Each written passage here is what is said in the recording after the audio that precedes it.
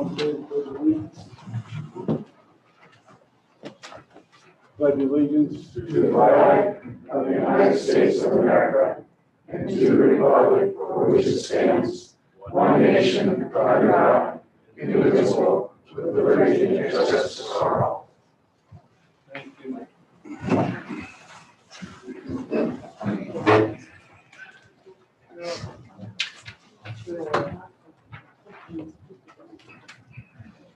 So I'm calling the Planning and Zoning Commission meeting to order.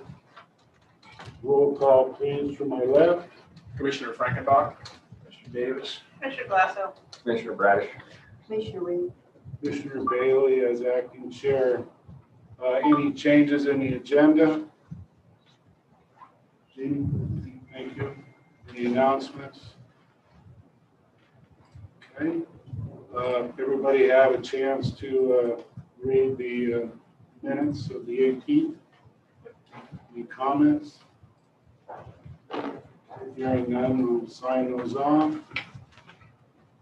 Okay, it's still 5:30. We're in Bonner County Administration Building, 1500 Highway 2, Sandpoint, Idaho, first floor conference room. Up on the screen there is our hearing procedures that we'll be using tonight. And with that, we're going to move to file CUP 0002-21 conditional use permit gun rifle range. Melody Yoshida, I got that right? Is requesting a conditional use permit to construct the rifle gun range to provide a training area for firearm safety and for testing custom products. Property is 20 acres in Zone Rule 5. Project is located off Satchel Drive, private road that is not county maintained. Section 27, Township 54, North, Range 4, Boise, Meridian. Is there any conflict of interest? Commissioners? Everybody can hear and see. Nobody needs any special needs, okay? Just presenting the file. Jason, online. Okay. Jason, go ahead, sir.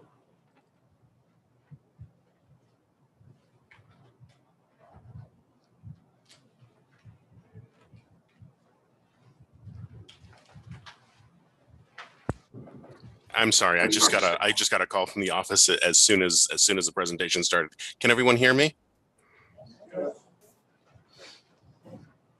Okay, so we're here with file CUP 0002-21, conditional use permit for a gun range. Notice was sent out on this application on the date shown on the screen, within 300 feet of the property. Noticed properties are shown there up on the graphic. We have a quick rundown here of the applicable codes to this application. So the site currently contains a residence of approximately 4,000 square feet, 20 by 40 workshop, 8 by 12 storage shed. As previously stated, it's a 20-acre parcel, unplatted, rural 5 zoning. Access is provided by Satchel Drive, a private road that's not county maintained. Water and sewage comes from individual well and septic. It's served by Spirit Lake Fire, Northern Lights Power, and Bonner School District number 83. Site is unremarkable in environmental features. There's one tiny area of mapped steep slopes. That's about it. This is the applicant submitted site plan showing the site, the proposed location of the shooting range, and a 600-foot clear area around the shooting range there in the aerial photo. This shows the zoning and land use designation of the site and nearby areas. Site is of course R5. Nearby zoning in the dark green there is AF20. land use designation rural res, 5 to 10 acres, with ag forest land 10 to 20 around. This application was routed to the agencies listed on March 2nd. For the most part, no agencies replied. We got one reply from Spirit Lake Fire District. I'll just go ahead and read that now. In regards to the shooting range, the design appears to show the range facing east to west in section 27. There are homes in section 29 on Adaya, Krupp, and Kohler roads.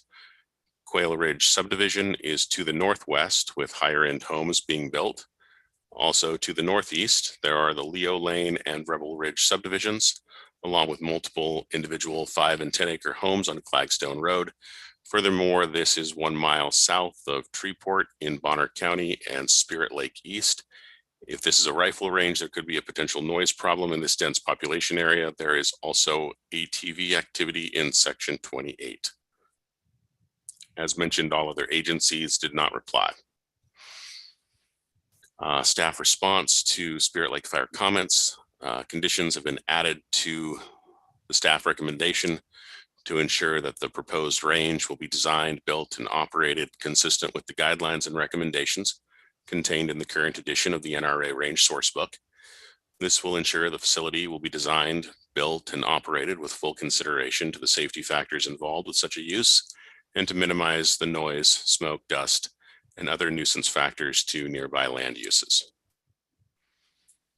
Neighbors within 300 feet were noticed. As previously stated, there were over 450 public comments on this file, both for and against, and these comments have been included in the record. So a stormwater management plan is required pursuant to Bonner County Revised Code. The applicant is proposing to disturb about 89,000 square feet of area and to construct berms of indeterminate size. No grading, stormwater management, and erosion control plan was included, so a condition has been added that the permit for this range shall not be issued until the applicant has submitted an engineered grading, stormwater management, and erosion control plan. Here we just have a table showcasing the land use of the site and the surrounding areas. This was already visually represented in a previous slide in the aerial photo. Getting into the standards of review for a gun range. I won't reread the entire condition again, but as previously stated, range shall be designed, operated, consistent with the NRA Range Sourcebook. Standard in code that gun clubs and rifle ranges shall have a minimum area of 5 acres, and that target area shall be at least 600 feet from any existing dwelling, except that of the owner or caretaker. As of the preparation of this staff report, the site meets that standard. Access is provided by Satchel Drive. It's a private road that's not county maintained. This access doesn't appear to be adequate. So a condition has been added that the permit for the range shall not be issued until the access to the site is located within a recorded easement or public right-of-way. And this access needs to be constructed to provide adequate emergency vehicle access, including fire, medical, and law enforcement.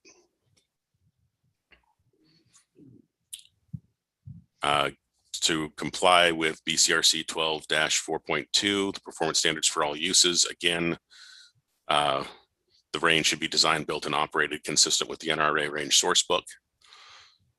Parking standards, a parking plan was required and wasn't submitted. So the range use will be conditioned that this permit shall not be issued until the applicant has submitted a parking plan and amended their site plan to demonstrate sufficient off-street parking for the stated plan of up to 30 patrons and 6 employees. The applicant also proposed a sign in the application, but submitted no detailed plans or a building location permit. Signs require a building location permit under Bonner County Code. And once they're ready to do a sign, we'll use the building location permit that'll be required to review the sign for compliance with the signage standards of BCRC Title 11 and that section there in BCRC Title 12. As far as the general design standards go, again, the parking plan condition, no new lighting is proposed for the use and no new buildings are proposed for the use. Typically for a conditional use permit, some type of visual screening is usually required. In the case of this particular type of use, visual screening is probably more of a safety hazard than anything. As stated on the NRA's website and in, as far as I know, every gun safety book I've ever seen, one of the fundamental rules of firearm safety is to know your target and what is beyond. The typical Bonner County code requiring visual screening, if it screens people from looking in, it screens people from looking out. If it screens people from looking out, we have people that potentially cannot know their target and what is beyond. Bonner County Revised Code's fundamental purpose is to promote health, safety, and general welfare. It appears that landscaping requirements interfere with this purpose in this case. So a landscaping plan has not been required for this reason.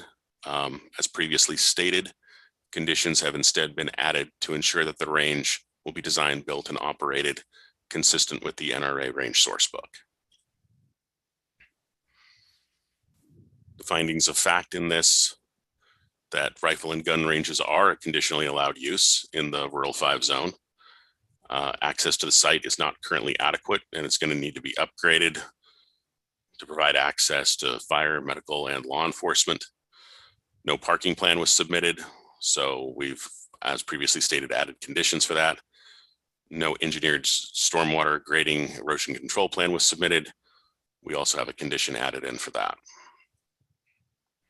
The recommended conclusions of law to be adopted is that this proposed conditional use permit is in accord with the Bonner County Comprehensive Plan, that this proposal was reviewed for compliance with the criteria and standards set forth at BCRC Chapter 4, Title 12, Subchapter 2.2, Environmental Standards of Chapter 7, Title 12, and Stormwater Management Criteria and Standards set forth in Chapter 7, Title 12, Bonner County Revised Code, and that the proposed use will not create a hazard and will not be dangerous to persons on or adjacent to the property. As far as the conditions of approval go, we've got a few extra ones beyond the standard. The standard conditions of approval that we see on all CUPs are in conditions A1 through A4, covering you have to follow your own plan. We're not undoing any deed restrictions through this approval. You still have to meet your setbacks. There's an expiration on this conditional use permit. Condition A5 is also a fairly standard condition, but is related to condition B4, requiring the engineered stormwater and grading plan. And then condition A6, that the range shall be operated consistent with the guidelines and recommendations in the current edition of the NRA range sourcebook. The more specific conditions for this proposal here is that the range shall not simply be operated, but also designed and built consistent with the guidelines and recommendations contained in the NRA range sourcebook. The permit for this range shall not be issued until access to the site is located within a recorded easement or public right-of-way, and this access has to be constructed to provide adequate emergency vehicle access. Condition B3, that the permit for this range shall not be issued until the applicant has submitted a parking plan and amended their site plan to demonstrate sufficient off-street parking. And condition B4, that the permit for this range shall not be issued until the applicant has submitted an engineered grading, stormwater management, and erosion control plan for this project. But with these conditions, it appears that once these are met, that the gun range that's proposed is capable of meeting the requirements in Bonner County Code. That concludes my presentation. Were there any questions from the commission? Jason, Brian, for the record, Commissioner Bailey, don't you think that the project could be landscaped in the front and 2 flanking sides, not all the way down to the impact area? It's a possibility. It kind of depends on the configuration of the range and how they're going to use it. But yeah, that's certainly a possibility. Help mitigate noise, obviously. Thank you. I got one to Commissioner Davis. Jason, so the applicant didn't submit any actual design plans for what the range would look like on the ground? No, the plan that was submitted was the slide previously shown that showed the 600 feet of separation. Yeah, okay. Jason, this is Commissioner Frankenbach. Do you know what's in the NRA range book with regard to noise mitigation measures? And do you have any judgment about whether they would be sufficient to meet the noise ordinances that we currently have in the code?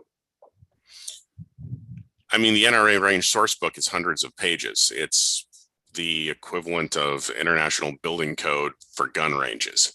I certainly don't have all of it committed to memory, but to be honest, if the range source book doesn't contain the necessary standards, I don't know what manual would. And as far as enforcement of the noise ordinances go, as far as I know, that's the expertise of the sheriff's department.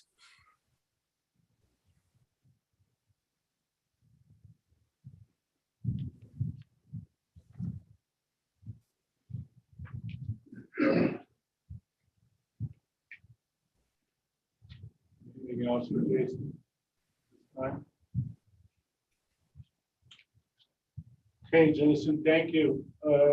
Project representative here for this project.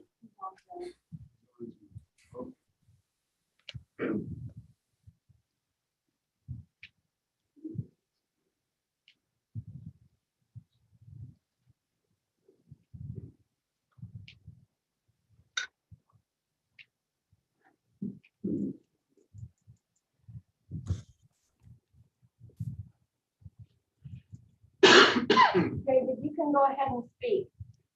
Oh, we're here. I'm sorry. We didn't know if it was connected. My name is Melody Yoshida. My husband, David Hayashi, is also here. We live at 101 Satchel Drive, Spirit Lake, Idaho, 83869. We are the residents and the owners of the property that we are talking about. Can everybody hear us? Yes. Okay. Hi, I'm David. We were able to review the staff report, and we wanted to, first of all, apologize for not being able to be there in person. We have a young daughter, and she's been teething, and we didn't feel like showing up in person would be palatable for everybody. But we want to thank you guys for reviewing our application. After reading the staff report, we also wanted to let everybody who wrote in know that we appreciate the feedback and their input, and that it is not our intention and has not ever been our intention to deceive anybody or to do this covertly. The plan for the range we feel would enrich the community. We have already reached out to some of the law enforcement offices over here to see how we could be of assistance to them, provided we have the opportunity to build out the range. And as the occupants here, the residents and the landowners over here at 101 Satchel, I would like to ensure our neighbors that we're always available to speak to directly, and that the last thing we would like to do is cause a commotion in the community. We feel like given the opportunity that this range will be of service to everybody based on the curriculum that we intend to put out.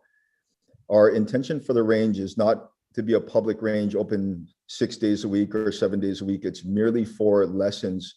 And with all the new gun owners in our country, many here in Idaho, we felt that even a fundamentals course and a basic fundamentals course teaching people the very basic firearm handling rules, as well as the standard fundamentals, would be of great value, not just to the safety of the people handling the firearms, but to the community as well.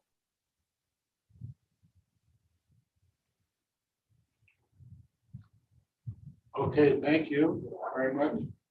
You have anything more? I also wanted to add that the reason that we didn't put any site plans or any parking permits plans, because we didn't know. We were working with Amanda when we first had submitted the application, and we were wondering, our original email was actually asking what was reasonable and allowable in the area. So we had actually no idea what was going to be okay and what the rules were. And we obviously we've learned a lot.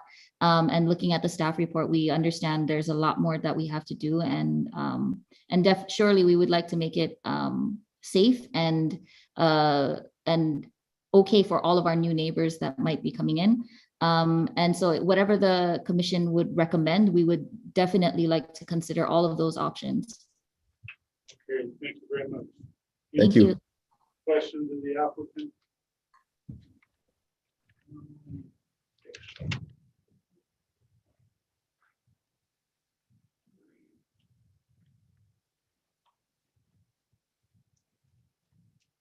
guys all good?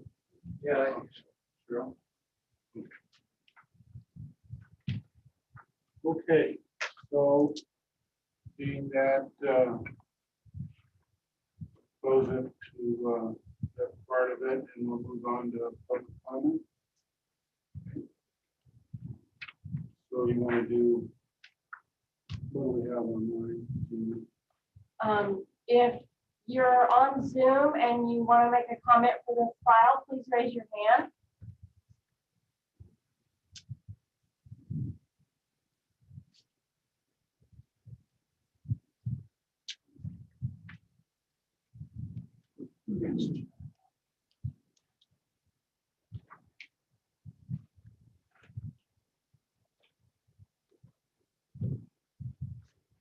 Rich, go ahead.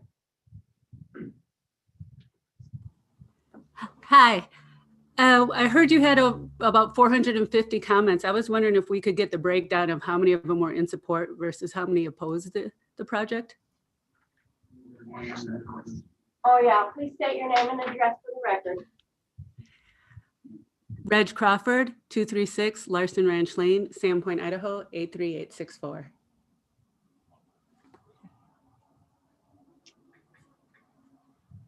So Jason,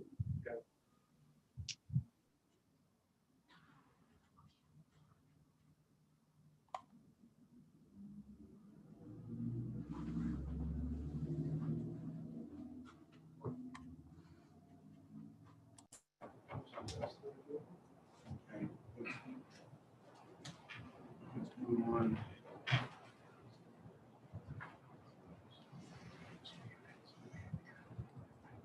Jason, can you hear us?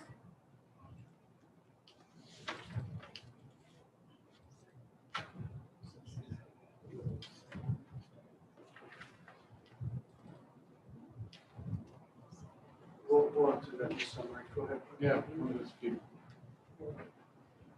No other hands are raised online, right? Oh, cool. Okay, so we need to just clarify yeas and nays on number one. We have that. Okay, Dina Ross? Is that correct? Go ahead. You signed up, would you like to make a comment? Yes, State your name and address for the record, please. absolutely. Dina Ruth, 13796 North Church Road, Rathdrum, Idaho, 83858. We are currently also new owners of an adjacent 5-acre parcel. Can you step up to the podium? Oh, absolutely. I'm so sorry.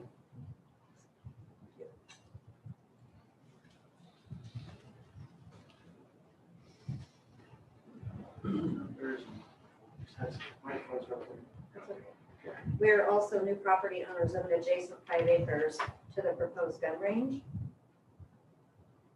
A couple of concerns that I personally have is the 600-foot of clearance that is proposed on the map that's attached as an exhibit that the applicant indicated goes over a large portion of our property. We'll have a home, a shop, us living there, our children visiting, our grandchildren running around. The danger, in addition to fire danger, is a large concern of mine. Thank you.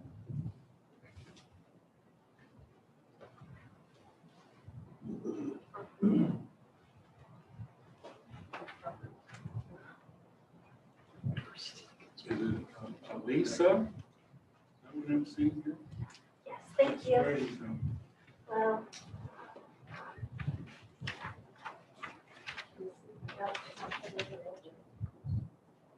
My name is Lisa Moline, M-O-L-I-N-E.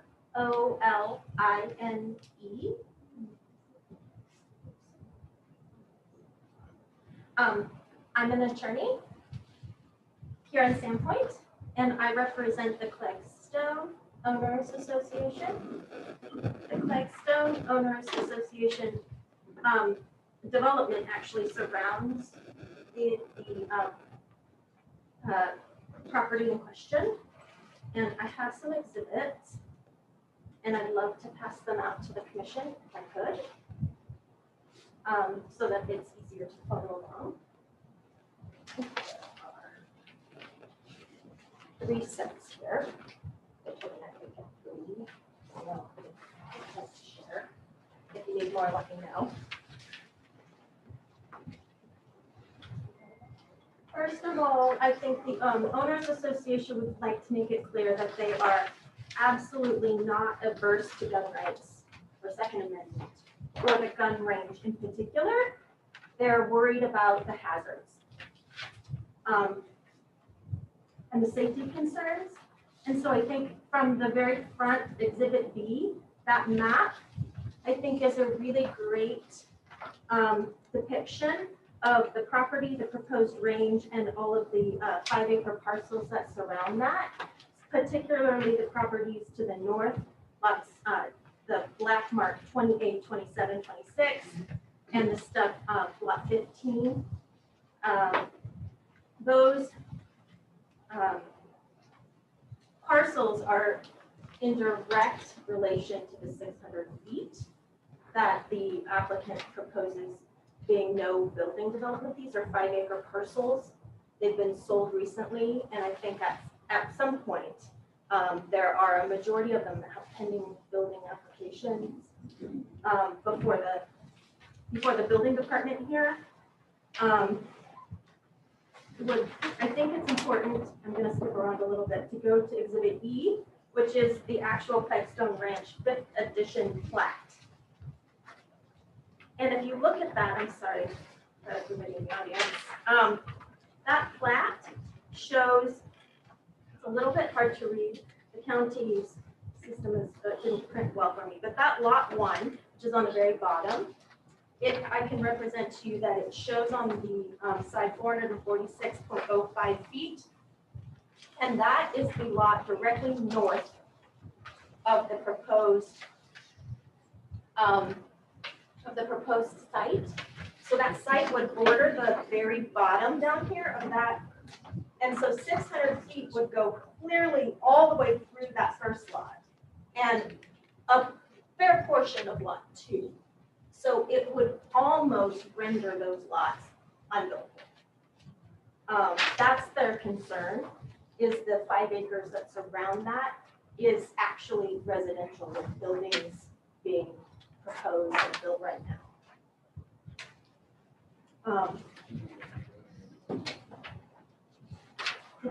No, it's okay, because you can ask somebody from the association to give you another 3 minutes. Oh, So we can am do that. I up already? No, I don't even know if they're running a timer. Oh. Someone will yield 3 minutes from the association. Is there anybody else here? I didn't use all 3 minutes. I can use the rest of mine. Thank you. All righty.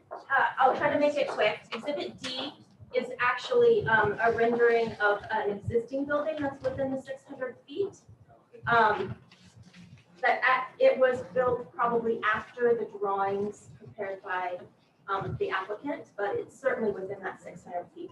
I think the last point, because I'm running out of time, I want to make is the Supreme Court of Idaho has already ruled on gun regulations and gun ranges. And they have really put together what they call this baffle system, which is individual baffles that prevent the guns from firing too high or too from any position that you might be in, that it can't veer in different directions, and it really keeps it within the range of the backdrop. And they've also ruled on the decibel volume is 64 decibels. So really, it's important to make sure that the compliance with the case law is, I don't know about the NRA guidebook, I did not read it. But anyway, the Supreme Court of Idaho has ruled on those in the Farragut Park gun range suit that was before the Idaho Supreme Court. So I want to represent the Owners Association isn't against this. They want safety measures. And I think that the Supreme Court's really good guidelines for the baffling system and the noise decibel system. So, does the commission have any questions for me? Yeah. Go ahead. You provided us with a copy of an easement. Yes, thank you. And is this to the access road? Yes. And if you look on page 2, think it's 2, oh, no, it's page 3, which is item number 8. It's the use shall be one single family residence. I think that, the owners association is in control of that road. And so they can work out those details. I just wanted to provide the commission with the actual road access. It's on that easement and it's dedicated to one residential house.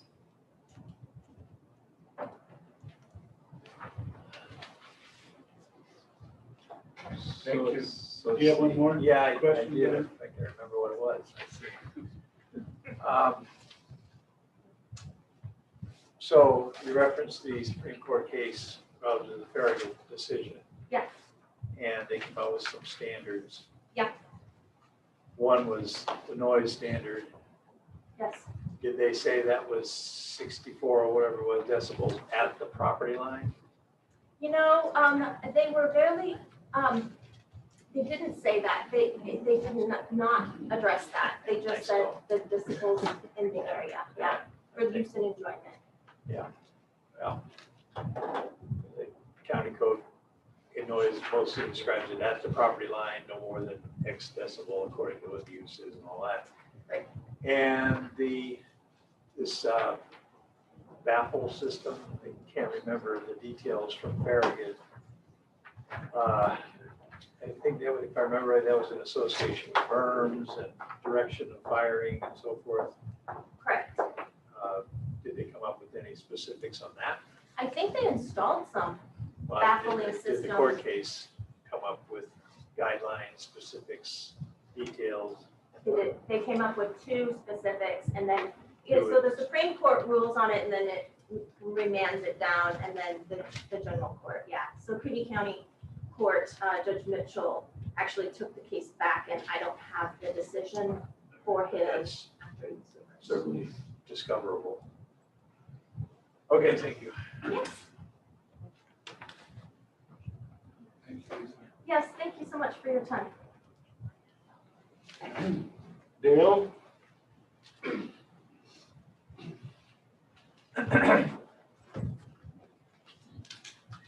you.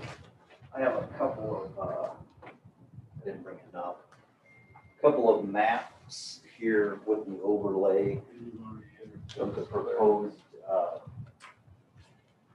range and where our property is lot 2 on that. And I'm going to be speaking of a safety road.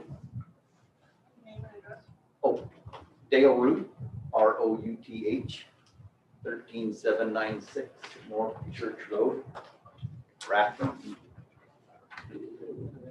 The road I was speaking of, or I will be speaking of, goes directly to the west of the range. And I'll kind of read some thoughts that I have.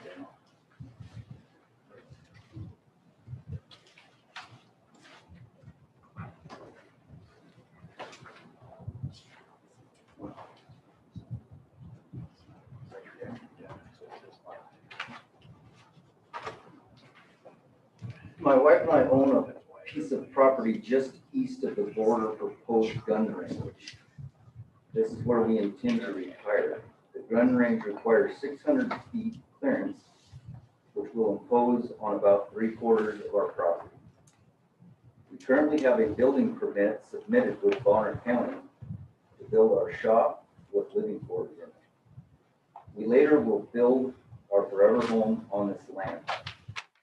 It is unclear to us why the applicant can impose eminent domain process on our property.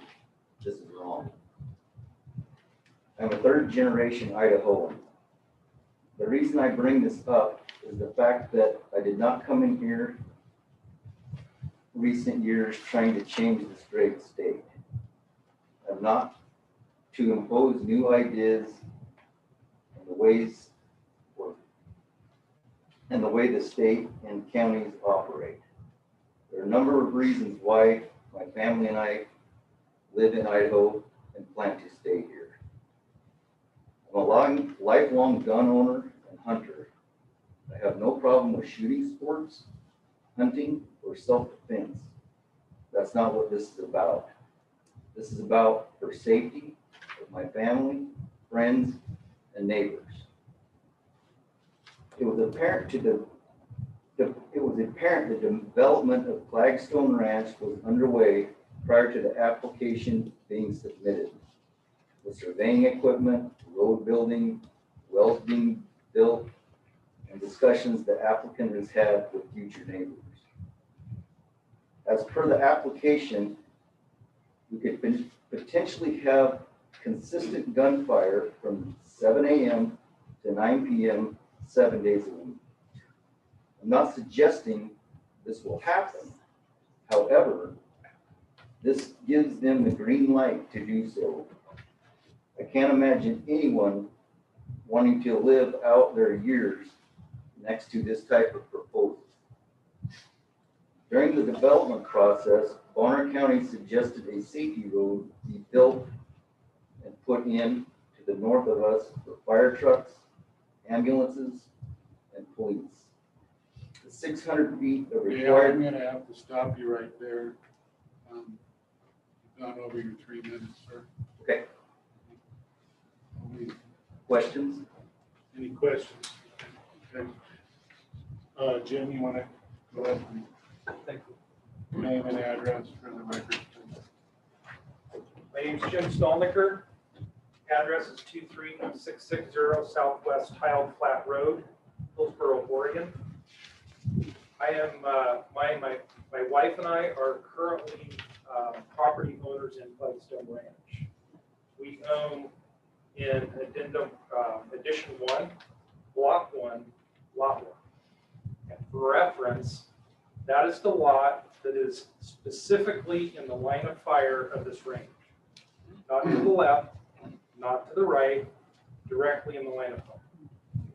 We obviously have some concerns. Number 1 is safety. Number 2 is noise. Number 3 is fire. And number 4, quite honestly, is pollution. So I want to be clear, and I have 2 things that I would like to show you. This is 1/4-inch carbon steel plate. Has holes poked in. The holes have been poked in by one of the most popular rounds in America. It's 5.56. This is what I would expect. It doesn't poke through, it melts through. So what comes out the backside of this is molten copper, lead, and steel. So I would imagine a responsible gun range would be using AR-400 plate. So that when those rounds hit it, it splatters. That's good, that's safe, it's fun. I've done it, I endorse it. But when that splatters, that sends a corona of lead, copper, steel, sparks directly onto our property. Our property isn't located a distance away from the shooting range. It's literally borders it. So walking along the border of our property, we potentially have stuff raining down on us. In the summertime, sparks, it's fire danger. I fully endorse the applicant putting in a range somewhere, but not in the middle of Flagstone Ranch. He's not proposing on the side, not a distance, literally in the middle. I really trust that you guys make the right decision, terminate this application so that we, you know, my childhood friend, we can live in peace on our property and not have to worry about this safety issues. Okay, sir. Any Thank you. questions? Any questions? Thank you.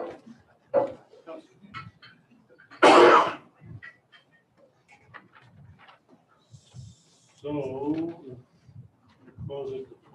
Nobody else on the agenda? Yeah, we do have somebody else with their hand up. Allison?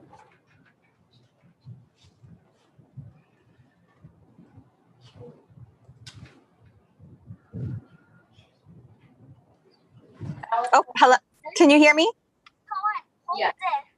Okay. Hi. My name's Allison Lawhead, and I'm a new landowner in the Flagstone development, lot 28.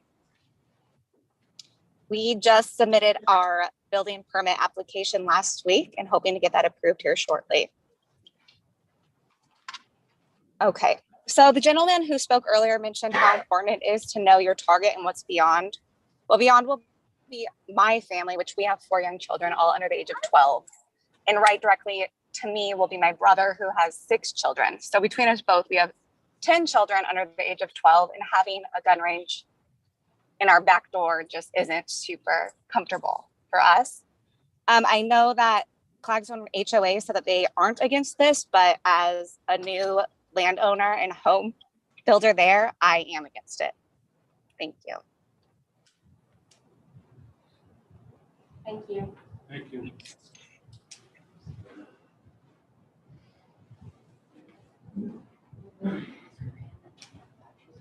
She's already had her time. Okay.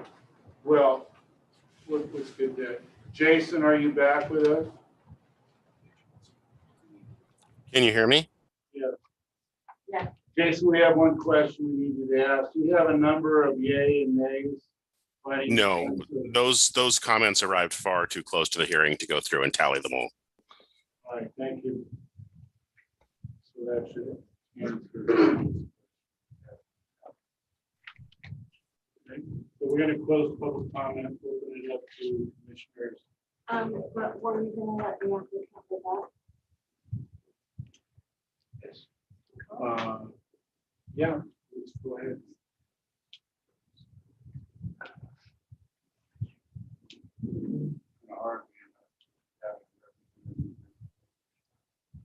Hello, we are here. Do you have anything to offer the commission? We have a few things. I think I would like to add that when we sent in our application, there was a lot of changes as far as recorded plats, and we didn't actually know what was allowable in the area, and we hadn't actually spoken to, and there were actually no new neighbors until like last week or in the last few weeks that we knew of. We haven't spoken to any of the people that spoke today that will be part of the Clagstone Ranch development, but we're definitely we still want to be good neighbors. We recognize that some people were under the impression that we had lied, that there were no dwellings, but currently there are no dwellings. This morning, a mobile home was moved and dragged out right behind our berms, and there was a lot of activity suddenly. But we do want to ensure on our side, we would like to let the commission know that we are very open to working with the county and our neighborhood and our community. That's the reason we filed for a conditional use permit, and we were very open about what we were doing. We do live here, and so the mention about children and safety, we have 2 children of our own, and we will continue to live on this property. So the consideration about livability is definitely still our concern as well. And with regards to the last gentleman, I believe it was Eric, talked about the blast from the AR-500 and the recommendation to use AR-400 plates. Because we're training fundamental classes, by and large, the severe majority would be fundamental classes. Our students would only be shooting paper targets. We have worked and worked with reference to several ballistics engineers from various ammo companies, and they've talked to us in depth about the trajectory that rounds take even once they penetrate through paper and hit the berm, and what steps we could take to even further increase safety there. And it entails basically putting a stopper on top of a short wall that's at least 8 inches above the height of the berm. We're open to all the various considerations for safety relative to the NRA handbook.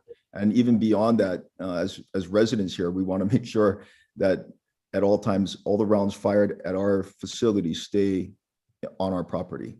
I'd also like to add that the fundamental courses, the majority of it would not be live fire. It would be fundamental movement, dry fire, and also firearms handling and education. And also, I think everybody knows how expensive ammo is, so I don't think any of us can really afford to be shooting all day. Our curriculum actually has a large facet of it focused on low round training because with consideration to the current ammunition costs and the availability. Yeah, we'd like to keep the classes affordable for our customers too. Is that all? Yes. And that, I think that's all we had to add. Okay, thank you. Thank you. We ask the applicant more questions now. Yes, go ahead. Okay. Folks, this is Commissioner Davis. I got a couple questions. So, as I stated earlier, you, for whatever reason, didn't show or submit an actual plan of the firing range, how it would be configured. So one basic question we got is, are we to assume, or are you planning on having east to west firing nature? Oh, no, I don't. As Sorry. far as the range plan was concerned, we're not, we were actually looking forward to going through the NRA handbook to get the final pointers on it, but the intention was to shoot south to north. The range has a berm right now that goes from about 3 feet to maybe about 5 feet around the range. But that is not the final berm. The berm would actually be below grade. It would start below grade, probably about 6 feet down. We were waiting for the ground to thaw out and then to have the company that helped us with the current construction come back and excavate through below grade. So the trajectory of fire would actually be in a downwards towards the earth type pathway. And that's, the best that we felt could be done along with backstop materials, various backstop materials. They make rubber blocks and whatnot that we could employ. The suggestion for baffling or an indoor range was even suggested to us. And, we moved here too, and this is our forever home. And we spent everything we got to move here. We run a small business. We can't afford to, nor would we want to put a big building in the middle of the forest over here. There was commentary that was in question about our impacts on the wildlife as well. Someone asked earlier, how many letters were sent in favor and against? We have that number based on the staff report, and based on the numbers that we saw on our end, there were actually over 503 letters submitted in support by the end of the day on the final day of testimony. We'd also like to add that 2 of those signatures were, if you look at the signatures, many of those were from firearms instructors and also from our state representative of Bonner County, Ms. Scott, and her husband. So we have appealed as far as the ethical portion of being citizens of Bonner County, Idaho. We have spoken to our community about it, and we were very open about what we were trying to accomplish, and we're still very open to that. Correct. Okay, I'm still not. I'm still question. So I'm still not really clear from what you said. On the firing range, the active firing range, will any and all shooters be aimed in one direction, or are there various positions and directions that shooters would be taking? Oh, I'm sorry if that was unclear. It would be initially proposed is south to north. We're going to be in one direction shooting towards a berm, if that's acceptable. So the way the papers that you submitted with the lot, it showed the full width of the lot, which is 660 feet east-west. Just kind of generally indicating that was an east-west firing range. But you're saying no. Yeah, it's for fundamentals, the students wouldn't need to shoot long distance. It's actually fundamentals. Our fundamentals course. We usually 25-yard range or 50, 35-yard range south to north. Okay.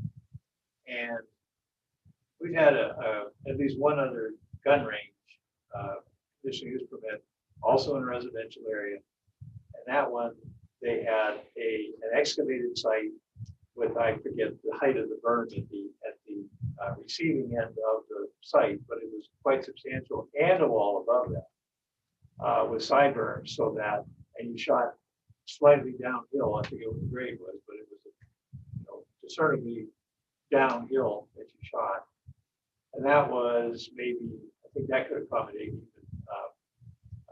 100-yard shots for sighting and rifles and stuff.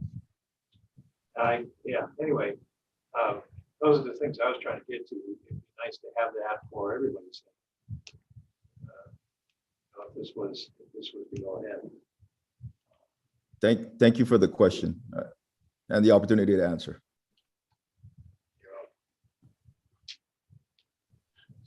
Yeah, so any more?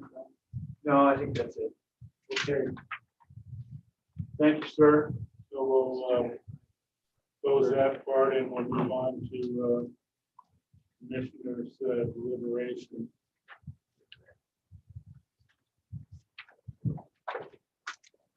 The range Commissioner Davis was talking about, I believe, is the one that the sheriff's department. Right. Yeah, it's over south of Fulton. And with their application was the site plan complete. And even in that, we ended up modifying it a little bit to get more protection. Right. That wall on top, because there were houses already there, been there for decades to the south of that one, so. And it was approved. Was that ever constructed? I believe so, yes. Yeah, I think it has. It wasn't for public use. It was strictly for church.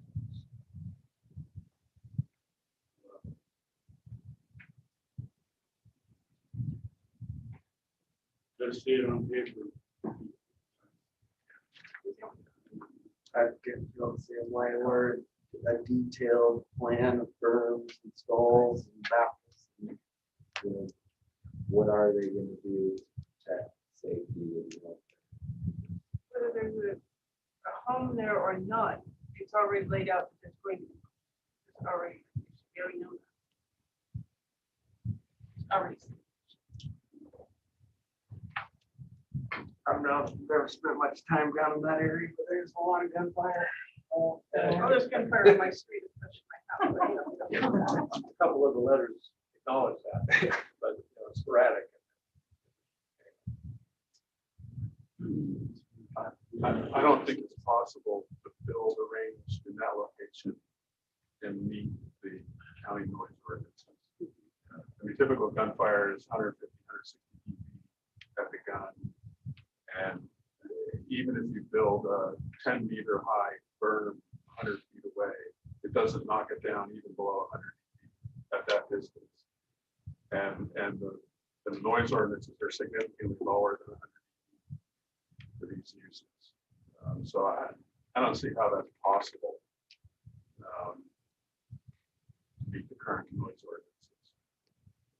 In that location, you'd have to put it more towards the middle of the property to even have a chance of doing that. So, Well, that was another question I was showing at the very extremity of the property. right. Why not in the middle?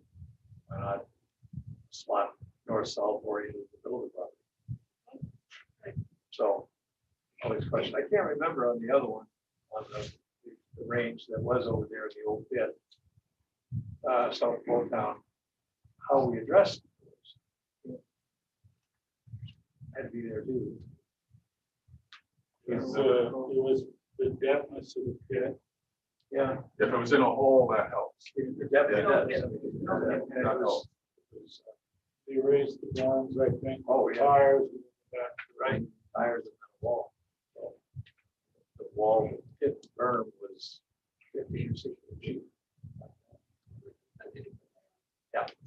and there were more restricted hours on that weekdays. Right. And for the most part, experienced shooters coming to recertify. That was a big part of that application. This is more analogous to Farragut. Well.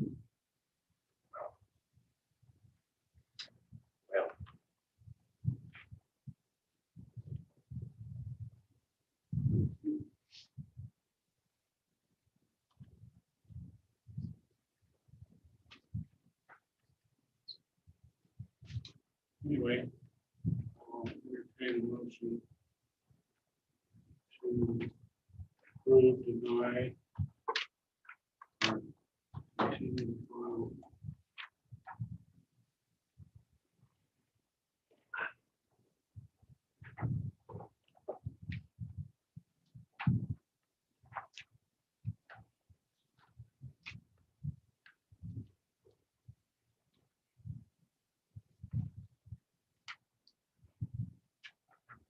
And the maker of the motion will have to.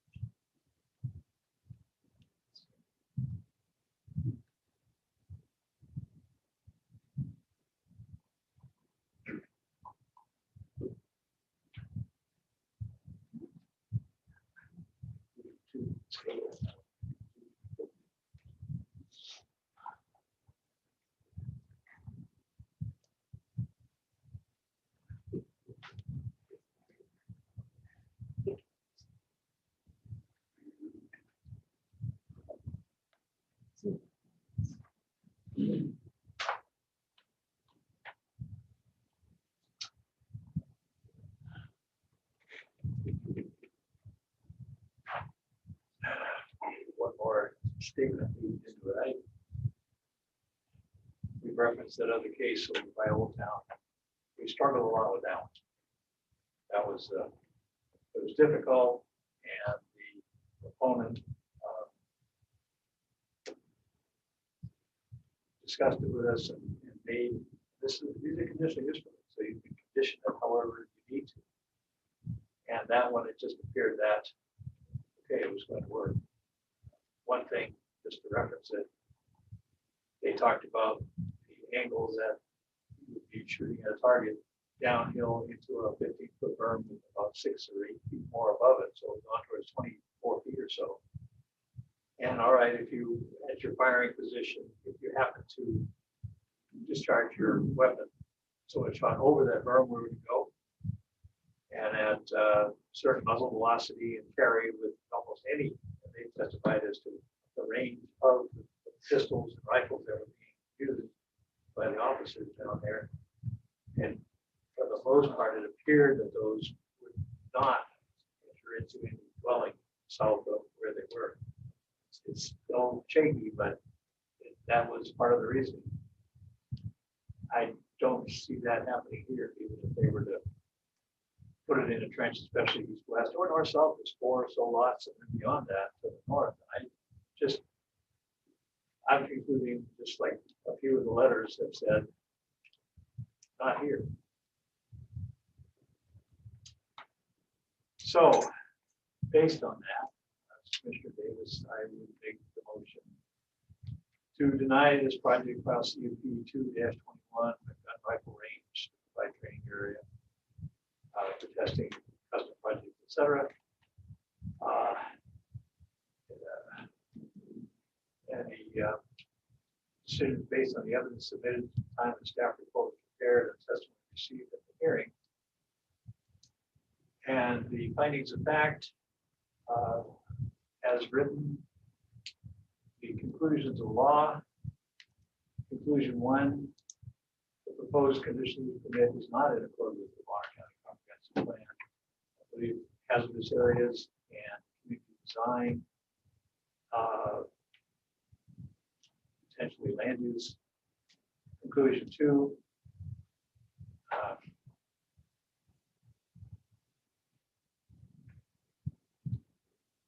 conclusions as written. I think even there, the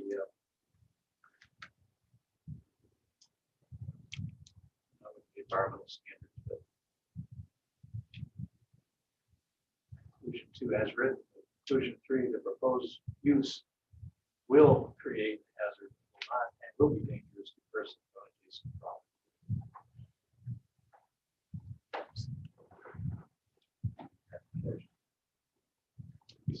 Commissioner Davis has made a motion to deny conditional use permit 0002-21 gun rifle range Melody Yoshida. Is there a second? Commissioner Glassman, I'll second. Any discussion? Any PUD. We don't have to vote. All in favor, say aye. Aye. Opposed?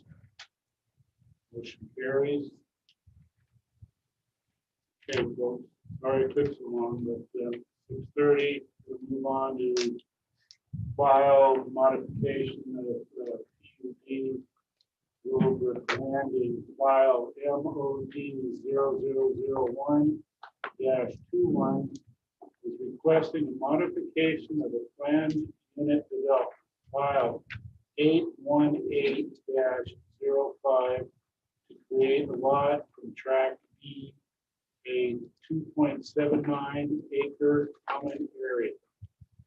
Property is on recreation. The project is located off Ellison Avenue, Section 1, Township 55 North, Range 4, West, Section 36, Township 56 North, Range 4, West, Boise Meridian.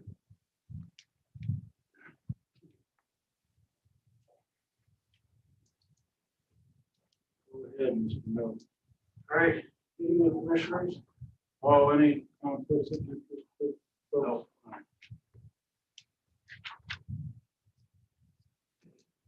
All right. Well, very good. So again, this file, I'm just taking over for a different planner started this project, just finishing up for tonight. So the applicant's requesting modify the terms of file C818-05 large scale plan unit development called the Crossings. So I'm not going to read to you the proposed lot that they're trying to. The proposal is to take 2 acres out of a portion of Tract D, which is approximately 2.77 acres.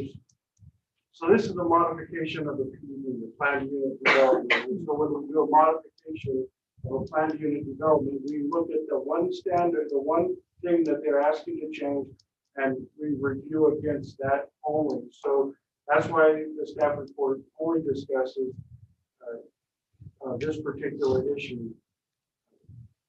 When this PUD was created, the requirement in the code for PUDs is an open space of 10%. When this PUD was created, it had an open space of approximately 24%, 40 acres, and so removing 2 acres out of that required open space leaves a remainder of approximately 38 acres or 22% open space. So this is Tract D, this entirety, taking out lot 1, don't confuse it with the structure that's here. Lot 1 being the bold 2 acres outlined here. So the leaving intact access down here to the lake and this area here. So this is the proposal is to remove this area out of the open space requirements. The important there is floodplain.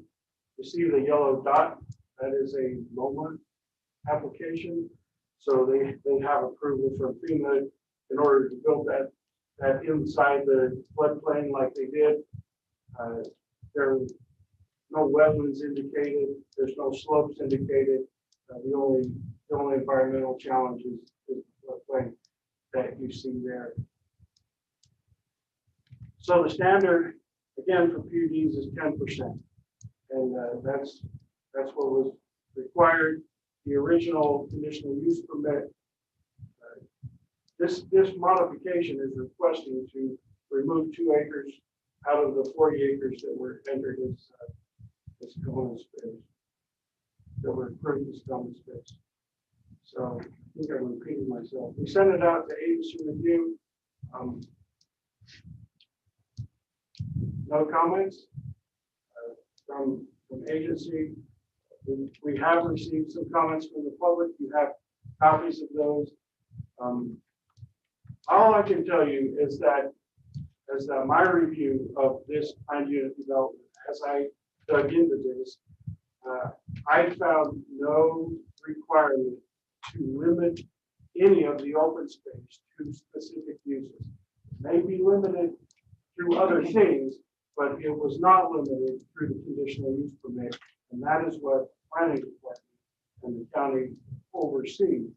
And so as far as our review and as far as things that, as far as it comes to us, that land was set aside as open space. There was no specific use designated.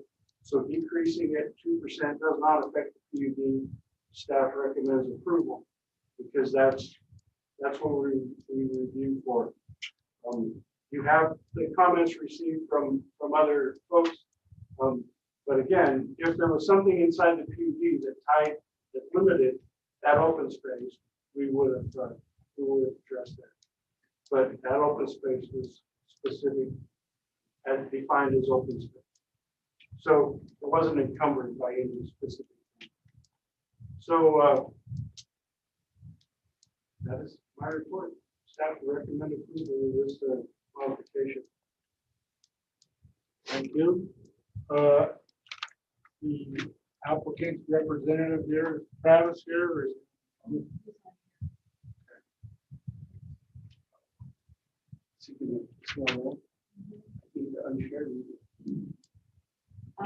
You probably just need to pull his presentation up. Hello, Commissioners. This is Travis. Can you hear me? yes. Excellent. Well, thank you, Milton, for that presentation, and thank you, Planning and Zoning Commissioners. There was a little presentation. I was wondering if that's something we can get up on the screen, or if not, that's okay as well. Now Milton's pulling it up. All right, perfect. Thank you. In the file folder. Oh, Travis, okay. Well, I moved over.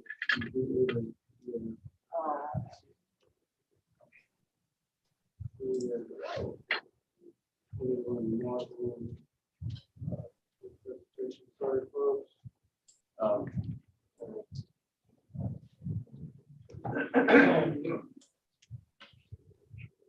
Yeah. It's not a presentation. So I'll just share that. Yeah.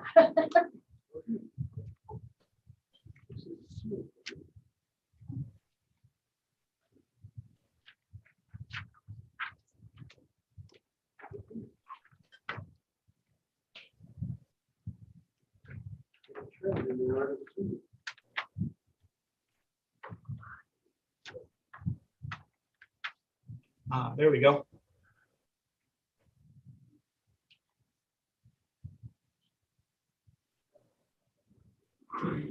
All right, I'll start. So we're requesting, like Milton stated, to take common open space from the crossing that was a plan unit subdivision, plan unit development, excuse me, PUD, that was approved back in 2007. And as Milton states, this application is to take some of that common open space and make it into a residential lot. And so the project is a recreation community, gorgeous lots, beautiful houses, and it sits right on the water. There's a marina as well. So it's a really awesome area. And the owner is just wanting to take some of that common open space and make some of it a residential lot. So that's what we're here to see if we can do that. Next slide, please. So this is the crossing. There's Tract D. You can see the other tracts in the area. So there is a lot of common open space with the crossing that was proposed, and 40 acres to be exact within this whole thing. Next slide, please. So a little bit closer up, you can see the Ponderay River is right behind there. We're dealing with the common open space. There is no road that goes through. This is just open space for the whole community. Next slide, please. The proposal, let's go to the next one, Milton. It's a little easier to see. So this is actually the drafting that takes place. A little bit easier to see with the red lines and the yellow and the structures and whatnot. So we can see that we're planning on taking out just over 2 acres out of the 2.8 acres and just turn it really into a residential and take it out of the common open space from the conditional use permit that was put in place. Next slide. And so the criteria for approval, like Milton said, there's a lot of things, but really, and even as the surveyor, the planner with this project, I'm set to standards as well. I can't argue other things that people bring up. My objective is to meet the requirements to the county, and that requirement is meeting the design standards for the PUD that was in place, and that being that at least 10% of the area is common open space. And like we're requesting down there at the bottom, we're requesting just over 2 acres to come out of that from the 40 acres and to be residential, leaving 38 or roughly 22% versus 24% that of common open space that we have now. Next slide, please. And so just the conclusions, this is taken directly from the planning department. They recommend approval, like Milton said, this is resulting in 22% remaining where 10% is required. We obviously exceed that and we're consistent with the original terms of the original PUD and the conditional use permit, the C0818-05. I appreciate you guys' time and thanks for letting me present. Thank you, Travis. Hey, Travis, this is Commissioner Brash. I have two questions for you. And I guess the letter from Finney laid it out pretty well. So if I understand it correctly, the HOA kind of dissolved themselves as the chalet at one point. And second, there was concern by other homeowners about still having access to the boat ramp and the parking and their easement, and that would all kind of stay intact, correct? Correct, yeah, and that's where that 30-foot portion along to on the west boundary. But John Finney, representing Willow Bay, we did offer this to the homeowner association, to take control and stuff. There just wasn't enough interest. But again, that wasn't something I looked deeply into, not being a requirement for this approval. But you're absolutely correct. You can see right where it says Tract D, there is parking still there. And that is still going to be common open space for the homeowners association with a 30-foot wide access down to the beach area, and the beach area is still part of common open space. So they'll effectively lose access to the roundabout and the ramp going down to the water. Vehicle access. Yeah, we're just moving it over. That's correct.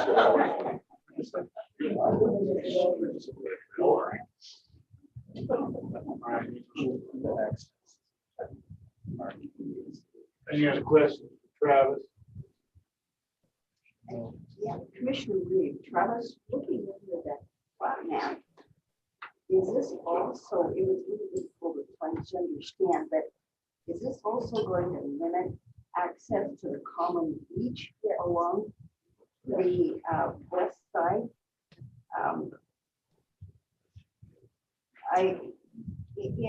It's always been advertised as a pool house in the front of this development. That's something I had a question for you.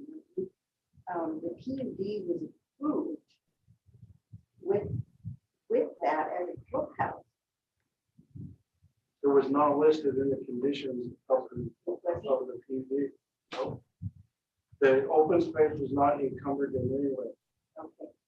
So, yeah, this is one of the challenges with developments like this. If you know anybody from Arizona, then when they buy inside a golf course, then the golf course gets divided up. So that's how it happens, because it doesn't get restricted through the original approval. When this was approved as a conditional use permit, it wasn't restricted.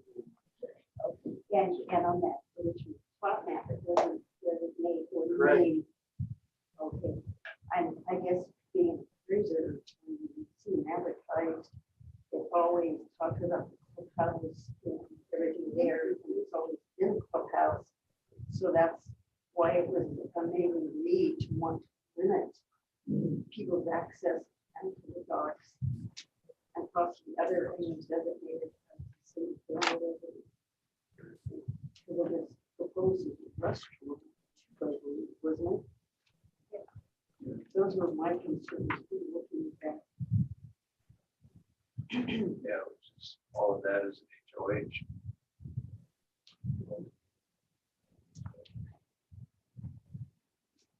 Any other questions for staff? No. Okay.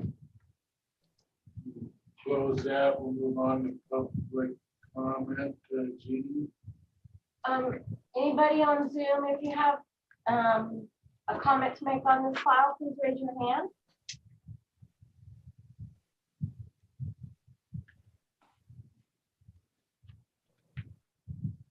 And Red, your hands up. Go ahead.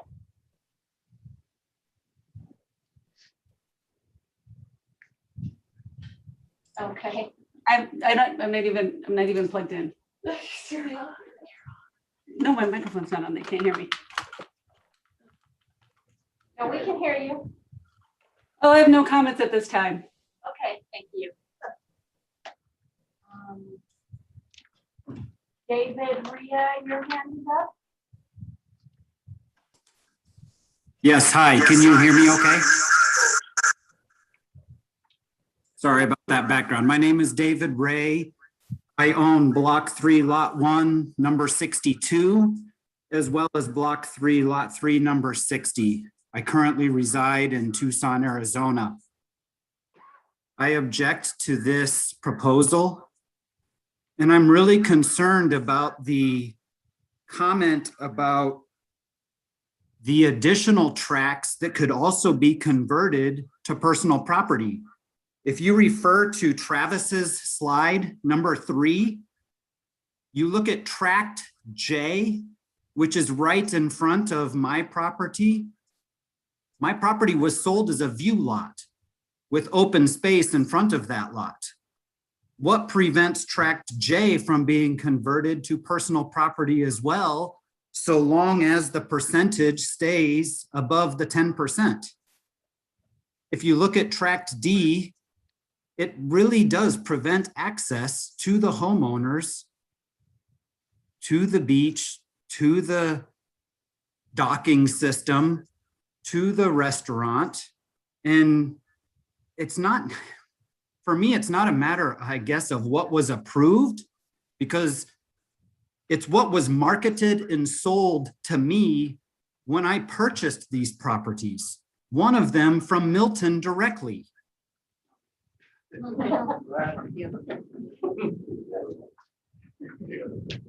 Thank you.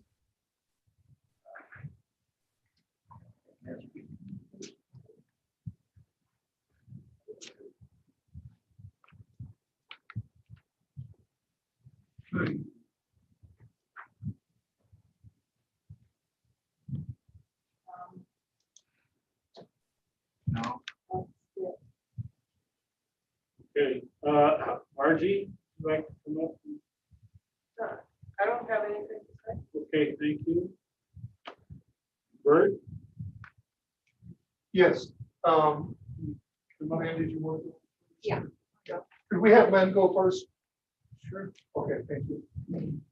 So here, let's keep our comments to 3 minutes. Someone from the audience add 3 minutes, but we can get out of here by midnight. Okay, I'll make this as quick as I can. Good evening, and thank you for allowing me to speak. My name is Lynn Van Trieste. My husband and I. Excuse me, ma'am. Can you get your name and address? She's trying Yes, to. I'm your city.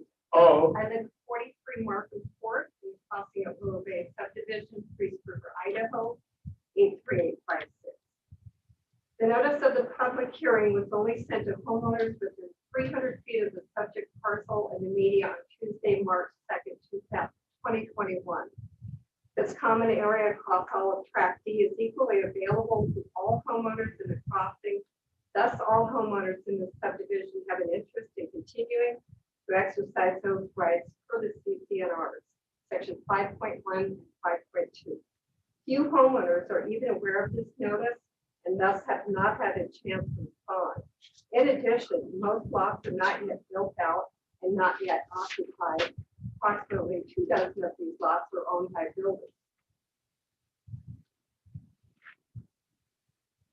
Regarding modifications in terms of permit application page 2, the reason for the modification states, following foreclosure against the developer, the current declarant and owners separated the cost and responsibility for the structure from the association dues and made a decision to separate the structure of common area to be located on an individual lot or subdivision.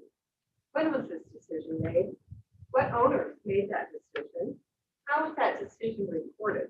I can find no record of this action ever taking place. Homeowners would lose a substantial amount of common area acreage, the only waterfront common area acreage and usage as assured again in the CCR section 5.1 and 5.2, while the declarant would gain exclusive rights to use this common area as he wishes. This is the majority of that whole waterfront area that he's talking about taking over. In addition, we've been promised that we will have access to this, but the boundaries here. This is also locked off. This is the road that takes you to this turnabout to access the marina and the beach over here. Over here, there's a stand of trees that may or may not be removed. And it goes to a rocky area. There's a retaining wall here. There's no direct nice access to this beach. There are stairs here and stairs here. We would lose access to all of that. There's a beautiful grassy area here that may in the future, by the declarant, be subdivided. We are not in favor of this. So this, the current housing on the subject property is intended to remain the same. The subject property has no private bedrooms or bathrooms or garage, and we need substantial modifications to become a residential home.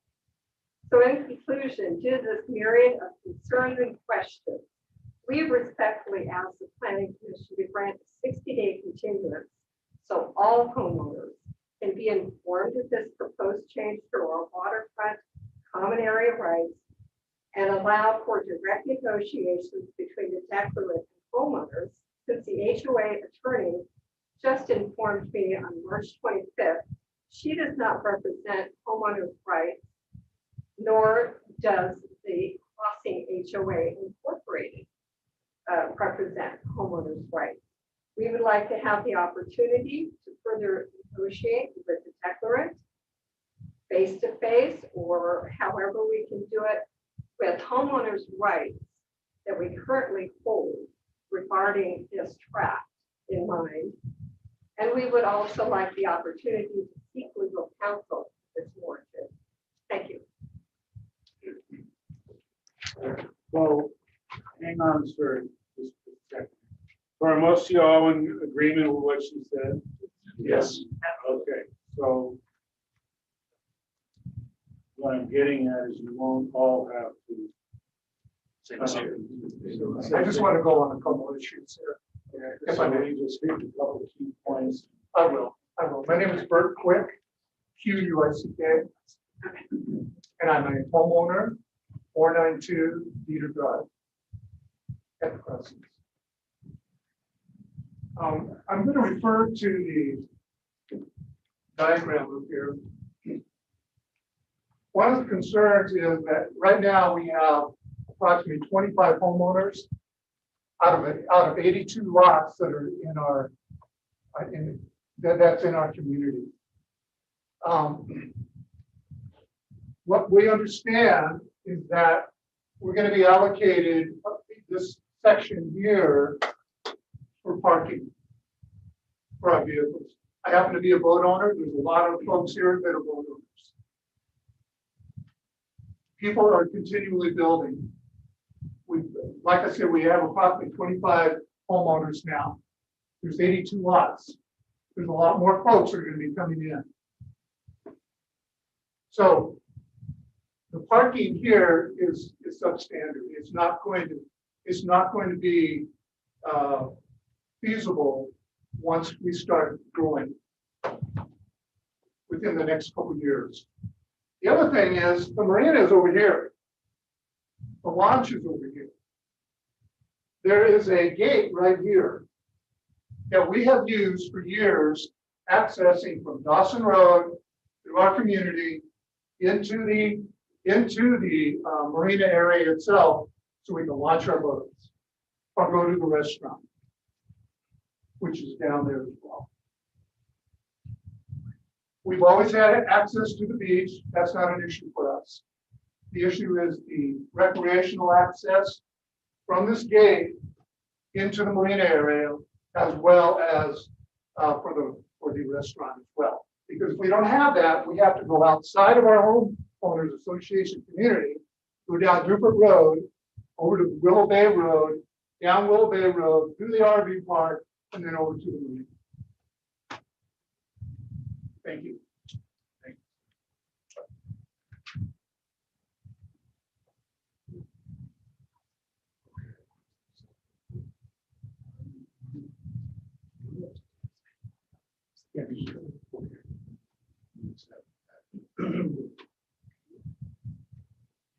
So we're going to take someone online real quick. Oh, okay. Or the Milton. Hello. Can you hear me now? Yeah. Got to speak up more. Are you able to hear me? Yes. Okay, this is Milton Drake. The declarant, basically.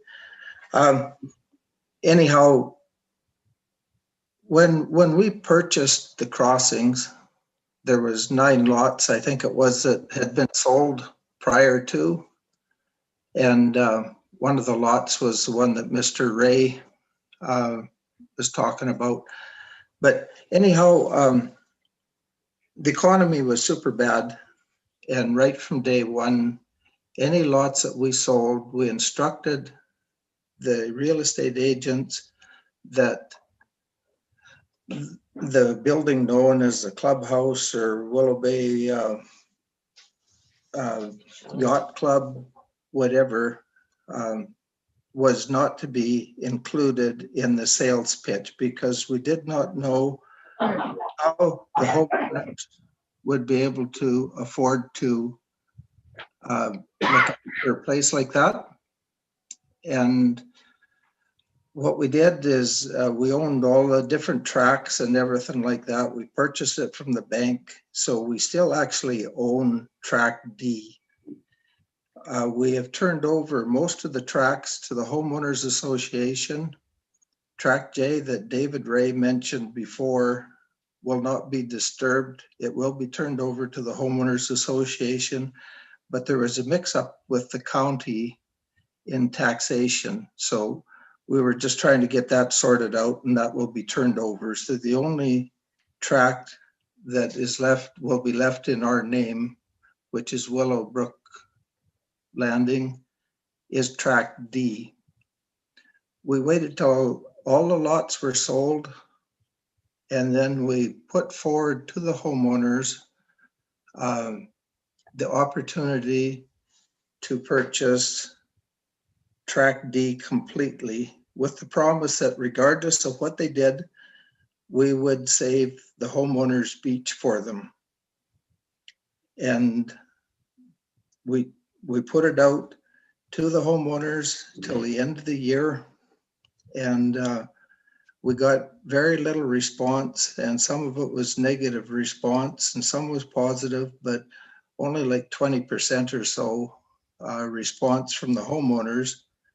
So it was, we have to do something with it, and we want to preserve parking for the homeowners, access to the beach and the homeowners beach. But they can't have access to Willow But Bay. Willow Bay Marina is, we do own it, but it's completely separate from the crossings. The only reason there's access to the marina is originally it was proposed that the building that is there that's in question was going to be kind of an exclusive yacht club, Willow Bay Yacht Club, which we still actually a yacht club incorporated. And so anyhow, we didn't want to impose the cost of the building and the maintenance and everything on the homeowners unless they wanted it. So we proposed it to them at less than half of fair market value. They declined it. And so this is the route that we've taken to still fulfill our obligation. So they have their homeowners beach, they have access. That's not an access. There is no real access except for emergency egress and ingress to Willow Bay Road from down there, because it goes through a completely different parcel of land. We have put an easement through there, and if this is successful, there will be an easement going through the remainder of Tract D and the lot to allow access for emergency egress, ingress in case of fire or whatever the case is. But the marina, the dock system, the restaurant, it's a convenience that people have had to be able to walk back and forth, but maybe it'll continue if somebody down the road, you know, allows it, but it is a completely different piece of property. So, yeah, I don't know what to say. We just held on to it as long as we could, put it out to the homeowners as a very reasonable price. They declined it. So this is the reason for the application. Okay, thank you, sir. Any questions? Yes. No questions at this time. Thank you very much. Okay, thank you. Lower hand. Okay, so back to the audience. Is someone else would like to speak? My name is Ron Ray, here with my wife Tina. Our address is 77 King Avenue, Bridgeville, Idaho. I won't belabor everything I wrote down here. I'll try to keep it short. 8 years ago, we met a young man named Tom Puckett out at the main gate of this HOA. We saw a big sign out front basically telling us that the development had come out of foreclosure and that the home sites were now available. This was 2013. Tom was Milton Drake's real estate agent at the time. We jumped in his truck and he handed us this booklet. I'd like to challenge what was said about the marketing of this place. This booklet, right on the front page, and I didn't publish this booklet, Milton did. Tom gave us this. It says Waterfront Clubhouse. Before Tom ever showed us a lot, got his truck, he said, I want to show you something. We drove down the hill to the clubhouse, right down this road that I heard the attorney say there's no road in there. Well, there is a road in there. We drove right down here, around the roundabout. We parked right there. We went into the clubhouse. He said, look at this place. If you become a homeowner, you will have access to this. You'll have access to this beautiful marina. The marina is over here. There's a walking ramp that goes down right here that we could get to the docks from there and get to our boats. If you want to go down the boat ramp, it's over here. And of course, the restaurant's over here. There's like 80 docks out here. So you'll have access to that. I can't promise you'll get a slip, but you'll be able to put your boat in there to make you minimal fee. which turns out there was. You become a homeowner and look what you have access to. That was the marketing at that time. Don't tell me that this wasn't included in the marketing. We have 7 grandkids who love this place. We fly kites and model airplanes in the fields. We play basketball and pickleball. The kids love the beach area, the marina with our boats, the restaurant, the whole package. They run down the hill past the clubhouse through Tract D to enjoy these things. Go out on the dock to get to our boats, go buy ice cream. I walk down and get a beer. They would be here every day if their parents left them. We have family and friends who come here by boat to visit, to enjoy the marina and the restaurant. They walk up through Tract D and along the path up to our home. I like to think of Tract D as the crown jewel of the crossing. It is literally the portal for 80-some homeowners now and their guests to what you see in these pictures. I don't know if everybody's has seen this place. They're here. They're gorgeous. That was marketing at the time, 8 years ago. I don't know what changed in the last few years, but I've heard lots of different things about, well, it really isn't a clubhouse. It's really a private residence of the deck director. I've heard all sorts of things. I'm getting a little tired of that line. I guess this is as much an appeal to Milton as it is to you, the commission. I'm concerned that this proposal diminishes the full human experience for the homeowners. The clubhouse will become off limits. The access through the common area appears constricted or possibly eliminated. Whoever owns this, what's the stopping from putting a wall right here? How do we get to the marina then? Like Bert said, you got to drive 3 miles around the loop to get to it. Milton asked me once what I thought should happen to the clubhouse. I guess my answer is to finish the vision. It's right there in this booklet that we received 8 years ago. There's ideas about yacht clubs in there. There's an amphitheater already carved out, the grass area right here. I heard something about there's no slopes. Well, there's a slope there if you go out and look at it. So I don't think all the homework has been done. You know, Milton is Canadian. Maybe this will ring a bell with him. We're basically in the third period of a hockey. 2 minutes to go and the score to tie. Don't throw in the towel now when we're so close. This place really has a lot of potential still. 2 miles down the road, I watched Salishan become a dismal failure. But they're slowly digging their way out. If you haven't seen the Idaho Clubhouse at Hidden Lakes Golf Course, I encourage you to do so. It's an example of what we could become. If the commission went to the Idaho Club and said, we're going to rezone this place, we're going to lock you out of the clubhouse, imagine what that would cost. I guess in closing, I'm asking that we do not diminish the human experience here. I realize that probably a lot of what I said here wouldn't carry a lot of weight in the legal sense, but I promise you that from a human perspective, it's highly relevant. We just pump the brakes a little bit here on Tract D, get together as stakeholders with Milton. And yes, Belton is a stakeholder here too. I think we can come up with an equitable solution. It may be as simple as just adjusting the few properties. Thank you. Anybody else would like to address it? Okay, we'll need 2 more. Go ahead.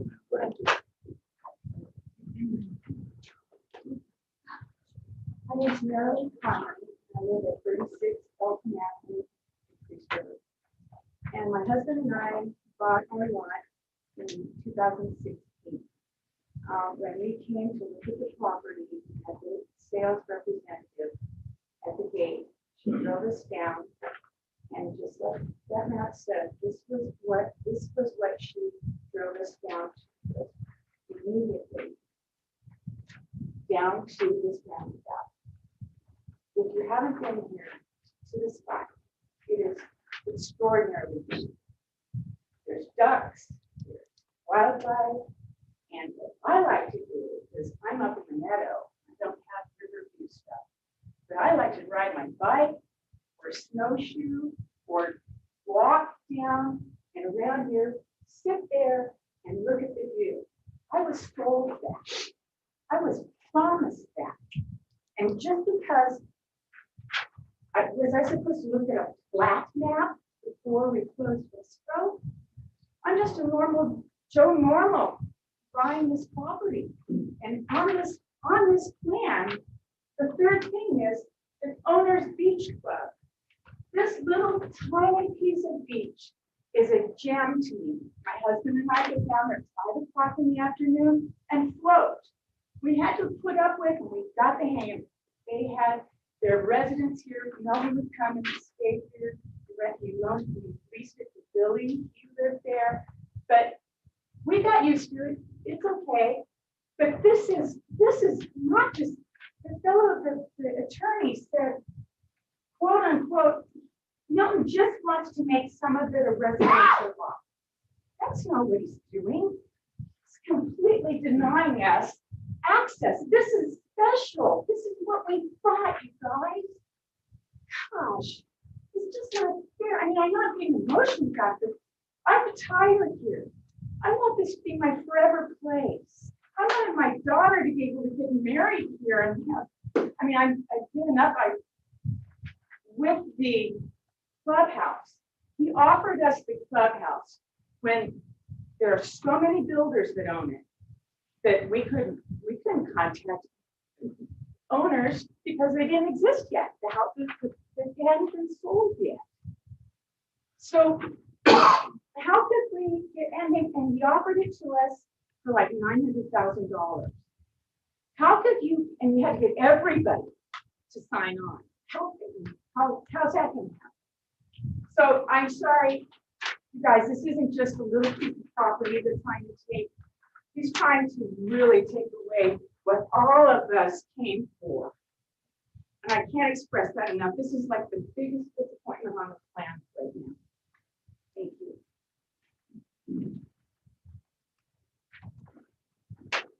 We got one more student here. Okay, go ahead. Okay, thank you. Running around. You're in the front row, there's people behind you. Their hand raised. Okay. My name is Judd Conley, and Marilyn's my wife, and we live at 36 Elton Street, Idaho. I just want to give a little clarification in this area.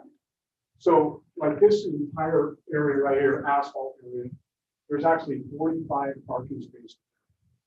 And then there's a little turnaround right at the end there. And over here, there's only 10 parking spaces. So I just want to clarify that. And the other thing I wanted to talk about is we have street lights throughout the whole community, and we're responsible for street lights to the HOA. So there is street lighting down there. It's adequate. So that's it. Those are my comments. All right. Thank you. Right. Run fast. Okay. Thank you, Mr. Chairman. My name is Tom Hughes. I live at 26 Emily Lane. I don't live in this development, and I have no plans to own any property there. But I'm a retired real estate broker, not from this area. I've seen a lot of developers run roughshod over buyers. I hope for everybody out here that bought a piece of property with these kinds of representations, you sue those agents because they deserve to be sued. But that's the representation that they can do. So yes, I was also approached on this development. We live directly across the river from this development. And the original developer came to all of us, invited all of us to see the new clubhouse, to see all the amenities of the whole day. They fed us food, drink, drove us around the development. And certainly what was created in this tract was what they were selling. There's no question about it. So I think it's really disingenuous by the planners, as well as a representative for the developer, to suggest that this is just some small little piece of open space that makes no difference to its development.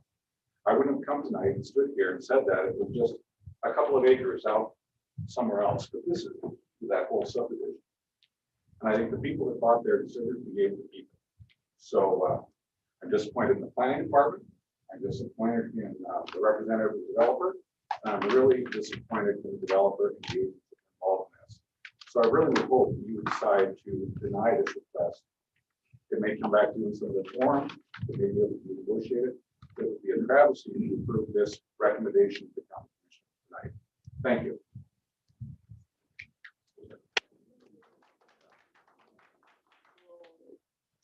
You know, with that, I have to protect the staff and the department.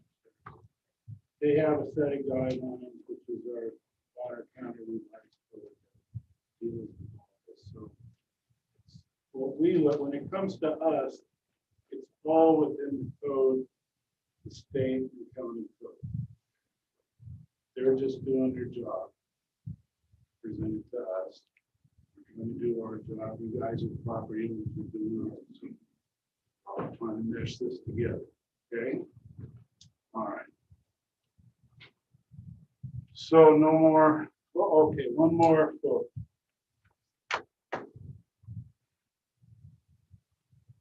My name is Tina Reed. I live at 77 Kenny Avenue. And I came up because I want to submit to you. It's come up that Milton offered to sell us the clubhouse. First, I want to make the point that I think many people thought, why would we buy something that in fact was ours? And secondly, certainly why would we buy something that we at least, though we may not be owners, because it was on common area, we have easement too. And in fact, I wrote a letter to you and I provided it in there in the packet. But the first meeting that I held as a new owner, the designated place of the meeting was the crossing at Willow Bay Clubhouse. The notice on that same notice that I provided to all of you is Milton's name and Tom Puckett's name. Tom was the realtor that sold us our lot. He was Milton's realtor. They were both directors, and they both sat on the DRC for approving homes.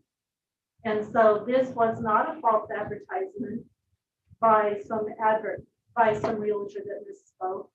We bought it from Milton's realtor. They advertised the first HOA meeting was at the crossing at Willow Bay Clubhouse. And you have that information. And I would like to submit the proposal that Milton gave to us and point out that it required 100% of us to buy in. And less than 100%, it was a dead deal. So it took 81 homeowners to be willing to purchase something that, like I said, many of us felt we already owned. And with so many, of the majority of the lots were sold all last year. And they were sold to developers. And so we have no way, you know, they're not going to pony up $10,000 to buy a share in a clubhouse that they're not going to share in, because they have to then raise the cost of the house that they're building. But I am aware now that you don't have his proposal, and his response to us was that basically you didn't all agree, and so the proposal said, and that he wasn't even going to bother to answer the questions that people had because he hadn't received enough response. And he was unwilling to sell it to a smaller group of homeowners. So I want to enter that into Just a short question after she's finished. Thank you. Okay. I'll be really brief. My name is Mike Hansen, HANSON, and I live at 43 Markham Court, Priest River in the crossing.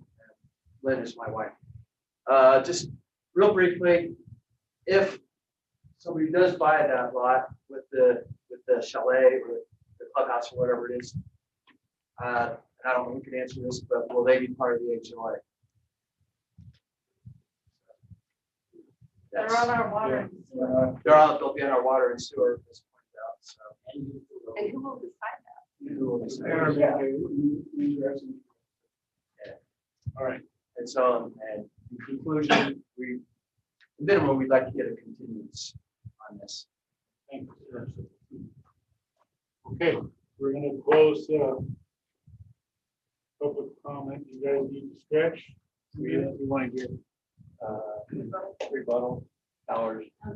Yeah. Is Travis still with us? Yeah. Travis is probably. Go ahead, Travis. I'm still here. Thank you, guys. I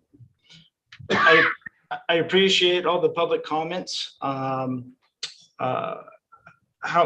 However, this modification is for the terms of the CUP that was in place. I understand everybody's concern, but this common space, having a clubhouse yacht club on it, is not part of the condition of approval. Its location relative to other lots or recreation is also not a condition of approval for this application that we're here for today. Neither is what was not marketed. I understand the frustration. However, this condition does not create this lot. We submitted this site plan to show our intent further down the road. We will have to go through the planning department again to get this created. If there's this much public, I would recommend that they get with their HOA, their chairman, their person, and bring up this issue with Willowbrook Landing. However, the fact is, this application is retaining 22% of common open space where 10% is required. And this meets the criteria for this modification. And I see no reason for the recommendation for approval other than that. Thank you. Thank you, Travis. Mr. Stu. Great.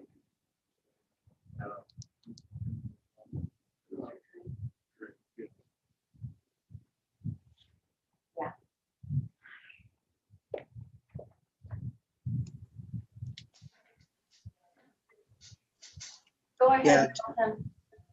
Just one last comment. We cannot, we appreciate you, considering our application and that. We can't control what realtors say or what the previous developer told people or presented or whatever. We bought a bankrupt asset, and I think we turned it into a pretty nice community.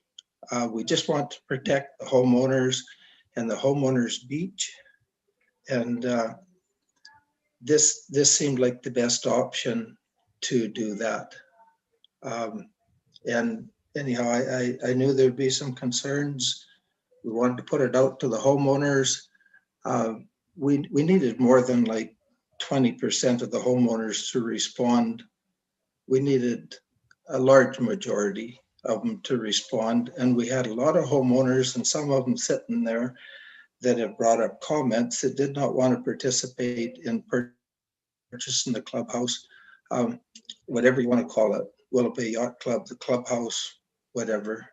And so anyhow, we apologize if realtors misdirected anybody. It was from square one. We had told them the clubhouse was out until we could find hopefully a use for it that would benefit the homeowners at a price they could afford. And I'll just leave you with that. It's just the way it is, and appreciate everybody getting involved. Okay, thank you, sir. So we're going to close the rebuttal. We'll open it up to commissioners' deliberation. Looking for a motion. Question for staff, just because it's come up a few times. In the original PUD, was there a condition in regards to amount of parking? I know there's been some no, there was not original. There was no specific use for the open space. That's not. It's all homeowner association. development owners and homeowners. Tract B is not owned by the homeowner association. Apparently other open space tracts are, have been transferred to them. But this one remains in the name of, whatever it is, Willowbrook Landing LP. We've seen a number of these this year where an individual or a corporation owns part of the open space and has therefore total control of it. And some of them, we've seen a number that have changed this very proposal are very similar to it. And very similar comments from the people in the HOA. But county doesn't force HOA.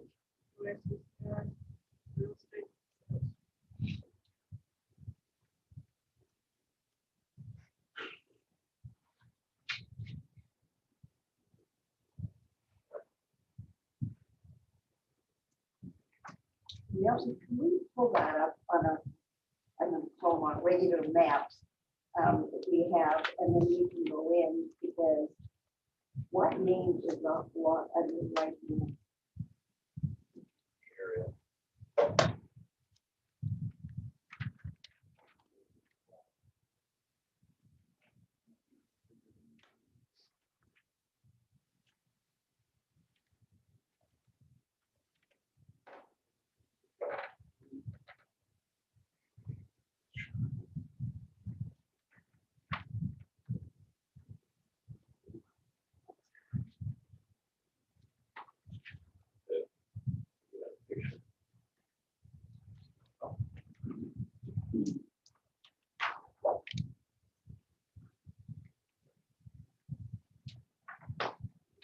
Excuse me, I have a description, a legal description. No, we're done with that. Excuse me, we'll be on there. He's gonna bring it up. Yeah, we got it. We got it.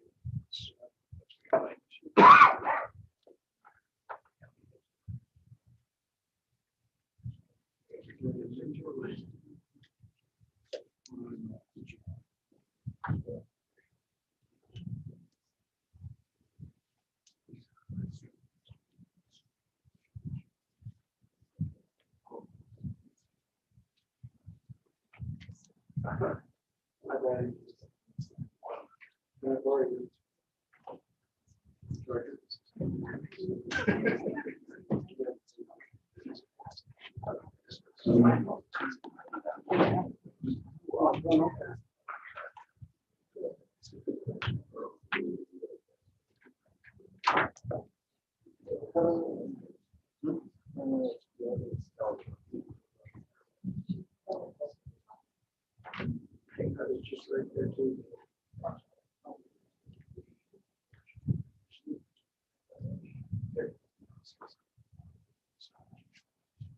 Right there.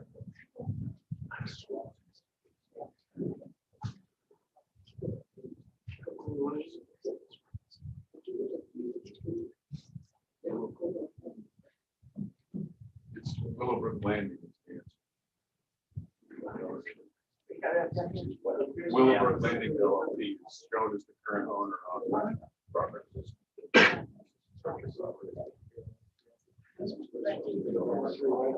Yeah.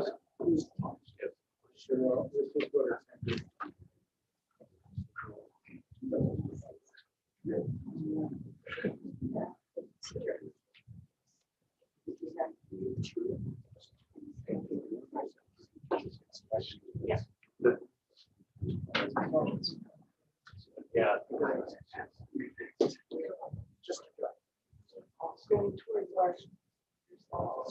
where?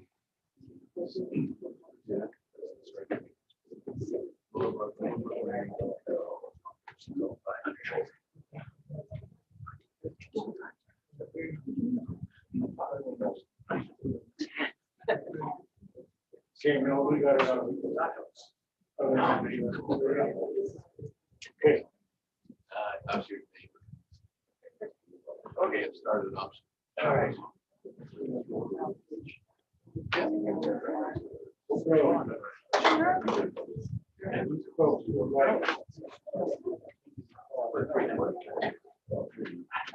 what would be the code grounds? Well, I think it would be more of a courtesy that should act. Right down that. Thank you. You can go back and open up that line of communication. Yeah. Along with their attorneys. It seems a little convoluted for us. Yeah, and this is obviously an HOH. It's not a code, not a PUD, not a issue. But always seeking resolution. Yeah, frankly, there's not, the way it's presented, the way the code reads, there's not much ground for denying as proposed. Because it's all based on that open space percentage. So whether there's any room for negotiation with Mr. Drake, that's up to you guys. It's not, I don't think that's our charge. If it was to be approved, that could be challenged. That could be our recommendation. We make a decision here. We don't Make a recommendation to the board. because it's a PUD. So that could be, then they hold a hearing based on our recommendation. And once that's done, that could be further appealed. The same thing if we were to deny it, that would be a recommendation to the Board of County Commissioners. So our third option is to continue it. And the basis of continuance would be to work it out. Yes. When would this likely show up in front of the board if we took an action other than continuing it? So probably the middle of May. It's tentatively right now 5/12. So May 12th. Actually, almost a month and a half. Yeah. Today's first. I can say from the first time this was ever developed, it was always advertised as courthouse. That's advertised. That's cool.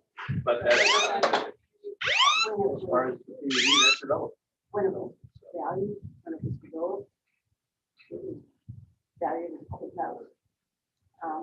It's been advertised as such. Yeah, but that's. And we're doing a modification.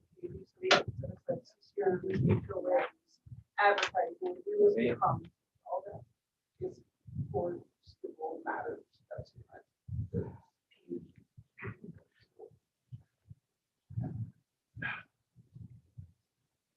Again, modifying the PUD, we look at the PUD and it doesn't fit in the Right. Right. I see part of that. But I also see the Yes. concern. I know how it was advertised. Okay, so let me ask this of Milton. If we were to make a motion to continue this, what's the owner's recourse based on that recommendation, based on that motion? I suppose you could appeal it. Yeah. So I'm thinking. But again, continue from specifically what are you wanting to hear back? What are you wanting to know more about this file to help make a decision? I know, that's the trouble. Only real estate agents do. I'm not.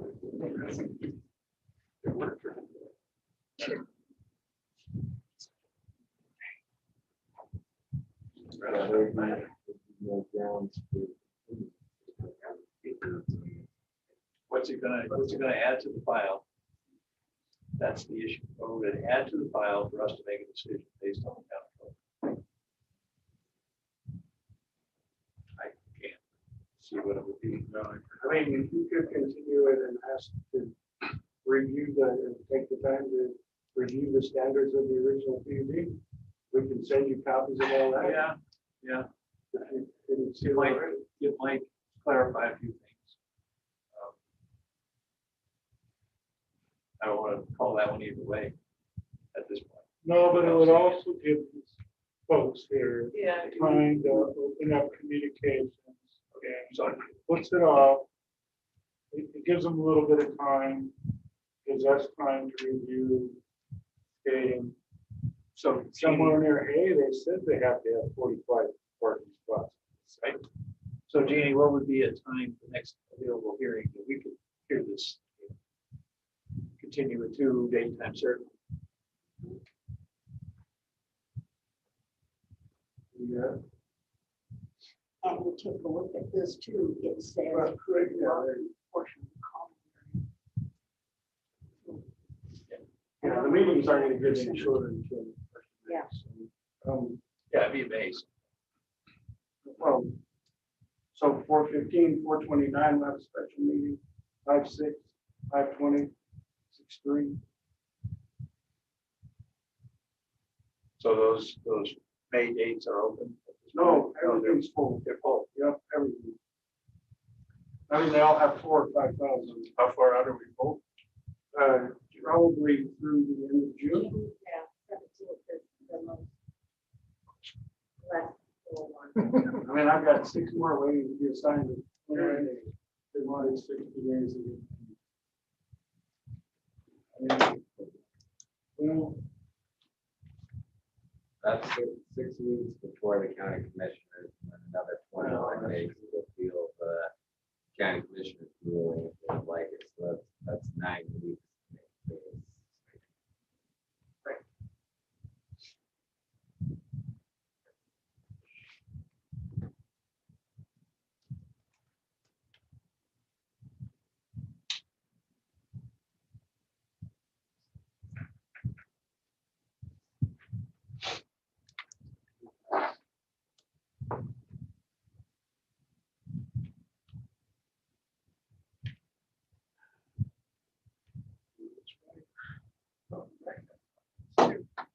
Yes.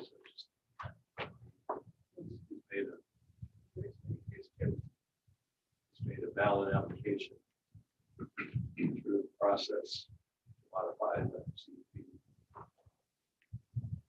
There's nothing that appears foul with the application. It's a code, so you would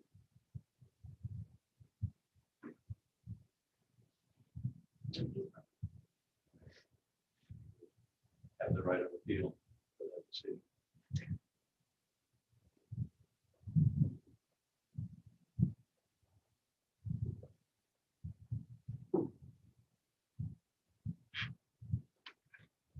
The motion for denial be the same as in the sense time-wise as approval. Wouldn't necessarily appeal that, you wait for the hearing before the board of county commissioners and take it up there. So that's probably I don't know.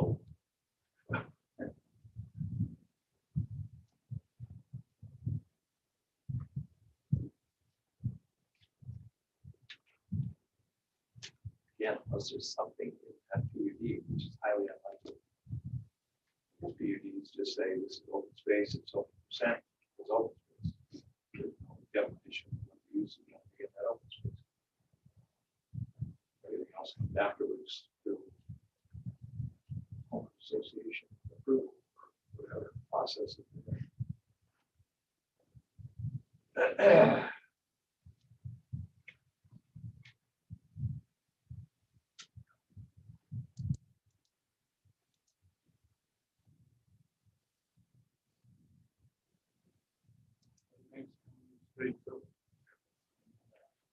Yeah, yeah. So.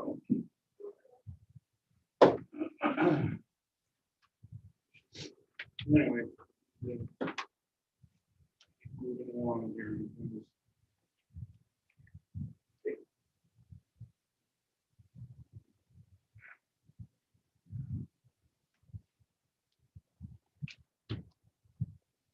You could continue there for a couple of weeks.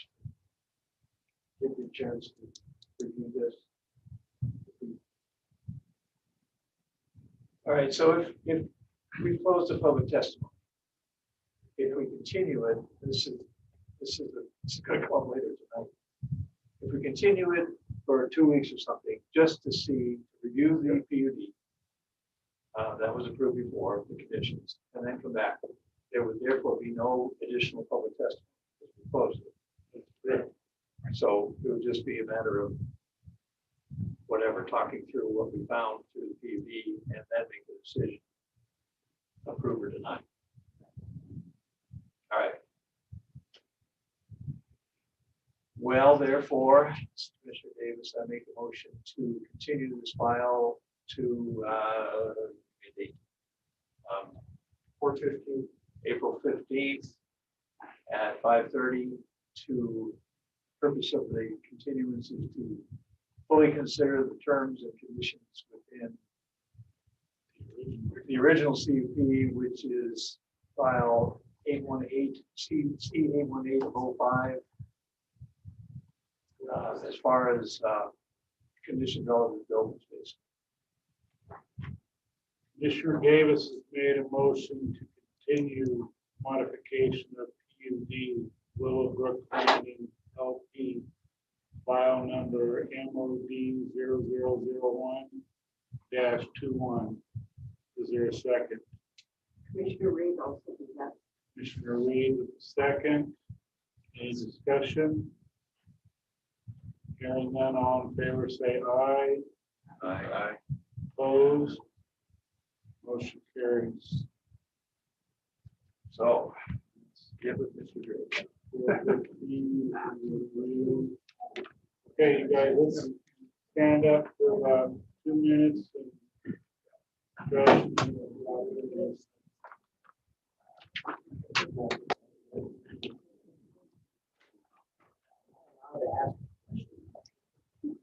The planning director, is this, we have no recourse if we get together with Milton, have a negotiation, talk about a proposal, and we come up with an alternative? Does that mean we still don't have a way to come back and talk to folks about that? Well, no, you can withdraw his application. You guys can- Okay. I just want to make sure that the door isn't slammed on Oh, that. no. Yeah. That's all I want to. Thank you.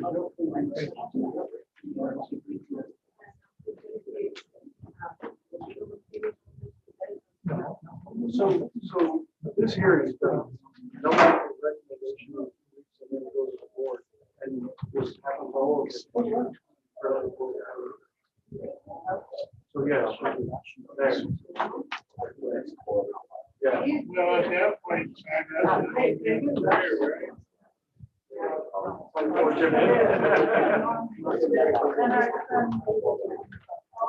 It is, yeah.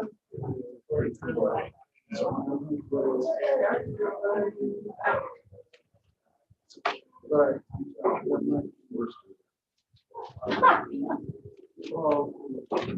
Right.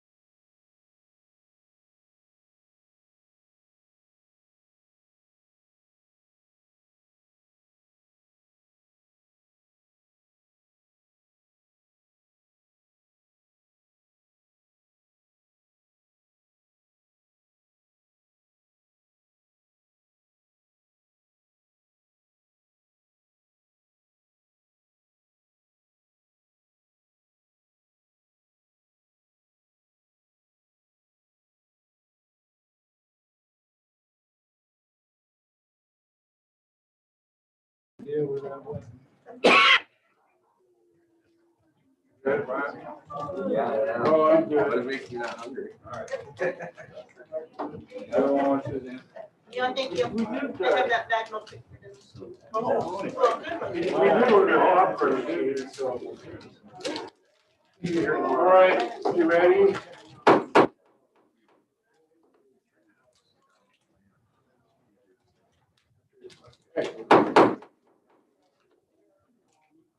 Charge? You're in charge? Who's in charge? You are. For this 20 seconds. Okay, we're gonna continue the meeting. It's 10 minutes to late. So anyway, we'll move on here. File zone change 0002-21. Zone change Ag Forest 20 to Ag Forest 10. Morton Slot Estates LLC is requesting a zone change from agricultural forest 20 to agricultural forest 10 on 4 parcels totaling approximately 204 acres. 204 acres has a comprehensive plan land use designation as ag forest land N20. Project is located off the Ledges Drive in section 15, township 56 north, range 3 west, Boise Meridian. Any conflict of interest? No. Okay. Hearing none, go ahead. All right, thanks, Commissioners. Yep, zone change. Wedges Drive, single area. The parcels have a comprehensive land use designation of ag forest land, making the rezone compatible or compliant with the county comprehensive land use designation. So basically, we're going to review the standards of the AF20 and AF10. This is a circle around the parcels that are being requested to be rezoned. They do contain map slopes. When we say map slopes, we are talking about slopes that show up on the map, 25 or 15 to 29% or 29% above, 30% above. So there are definitely map slopes on the property. This is the current zone map showing the property laid out, showing the 4 parcels. It is zone AF20. It's adjacent to R10. Ledges Drive comes in and around and ends, and there has been some work going on in the area on the road, creating a road up in this area. So this is the slope map. Of course, the wetlands as well are turned on, so it gives you the picture of the Morton Slough. Down here, the darker yellow is the 30% slopes. The lighter yellow is the 15 to 29% slopes. So consistent with the comp plan. So the soils map and type, important again to note, 3 different soil types: Duford rock outcrop complex, not prime farmland, well drained. Padre Silva, not prime farmland, well drained, and Lens Rock Outcrop Association, not prime farmland and well drained. The Ag Forest land designation in the comp plan recognized areas where steeper slopes prevail, 30% or greater, transportation is limited, urban services not available, challenges due to slope, poor soil conditions, hazard areas. So it is consistent with the comprehensive plan. The Ag Forest District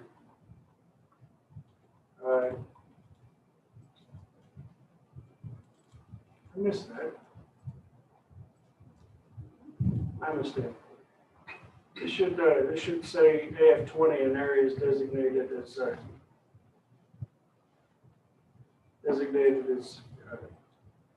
ag forest in the comprehensive plan.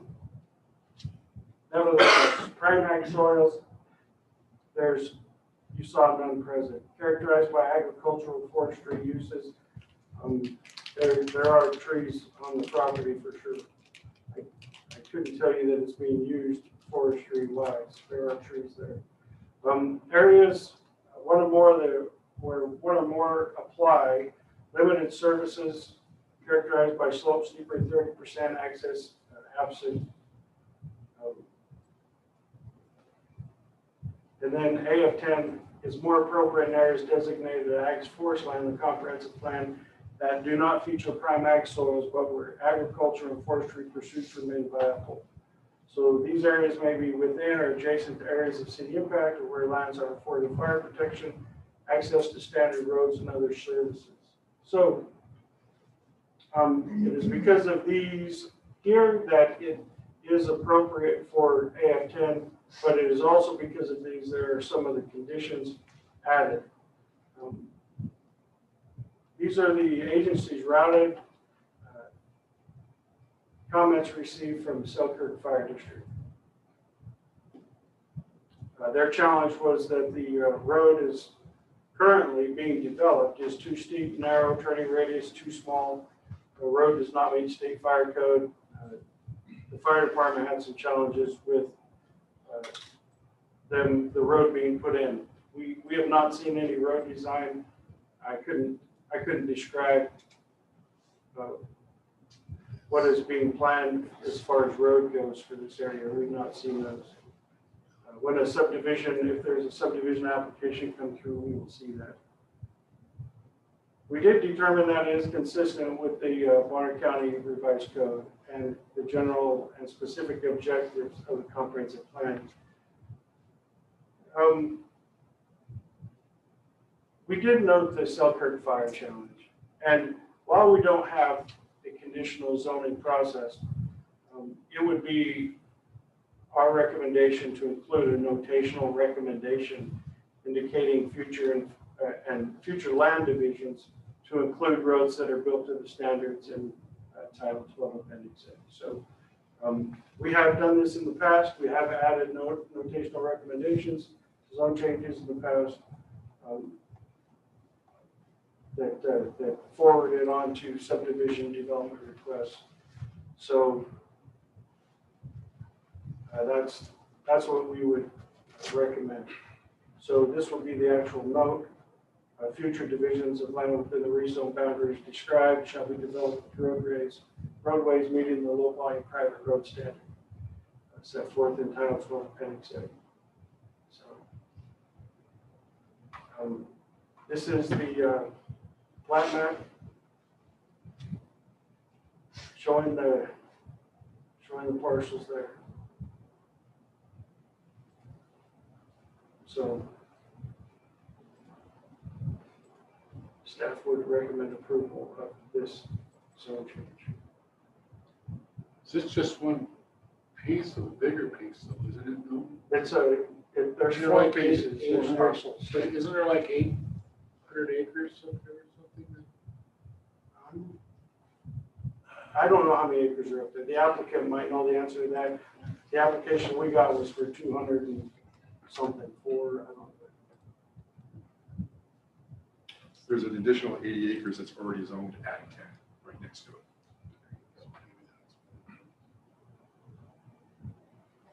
Okay.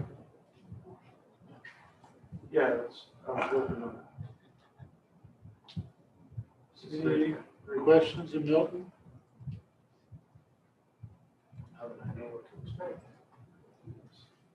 So Milton, at this time, we don't know exactly whether they're proposing to put a road or are they going to propose using Right. Yeah, of course not. This is typical of zone changes, yeah. We usually don't know the full extent of the development possibilities. So this is the parcel that's up on top of the mountain. That's correct. Okay. So the road is being built now. There has been through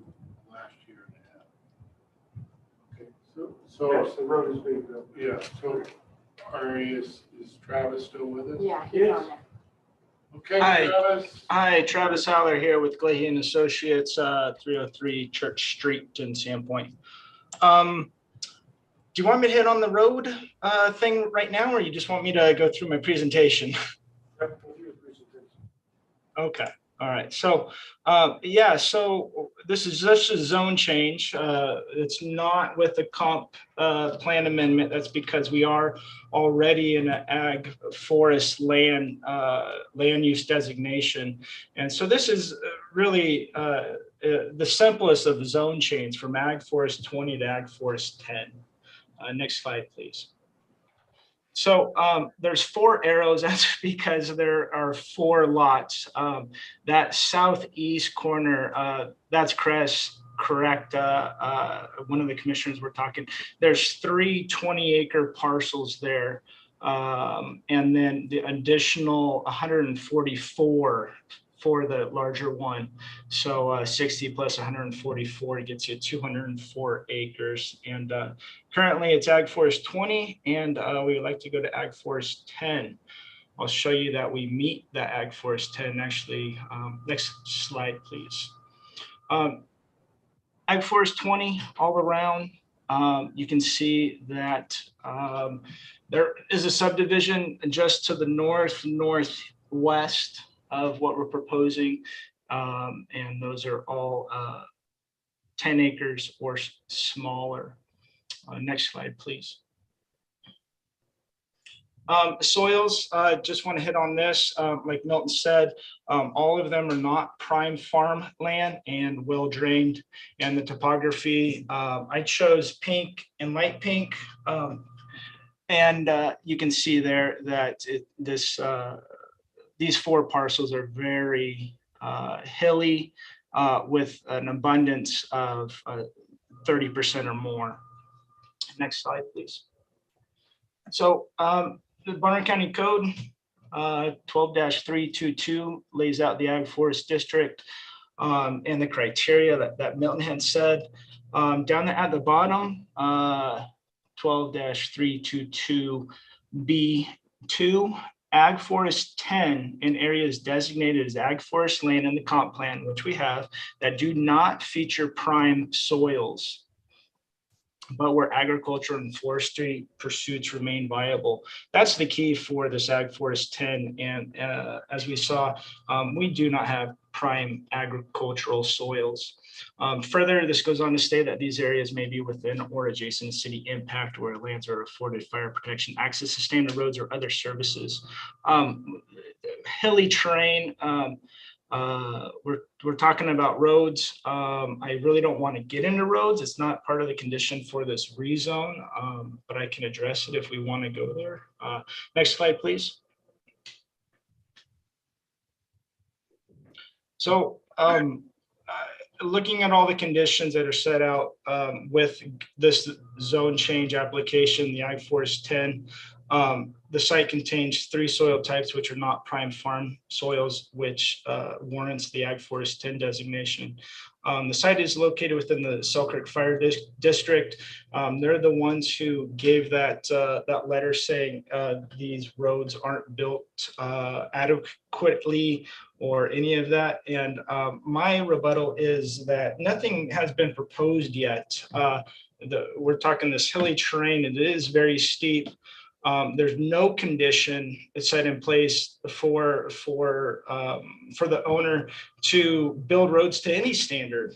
He's building something for himself, just like any other homeowner of a lot on a large acreage parcel or parcels with adjacent to each other, as they can do as they see fit. So, and like Milton said, if this were to get approved, the next step would be a subdivision or an MLD or some form of land division application, and the roads would be addressed in that application, and we would meet all the county standards and guidelines. So I think the road, as we've seen in other zone change applications, they get brought up, yet that will be addressed further down the road. This really is for, do we meet the zoning that's being proposed? and we do. So that's what I have at the moment. Thank you. Thank you, Travis. Any questions of the owner's representative? Okay. So we've got two folks here. Go to public comment. Is there anybody on the? If you want to make a comment for this file, please raise your hand on Zoom. Okay. John Enos? Yep, Ennis. Yeah, good. If you can come up to the podium, sir, state your name and address.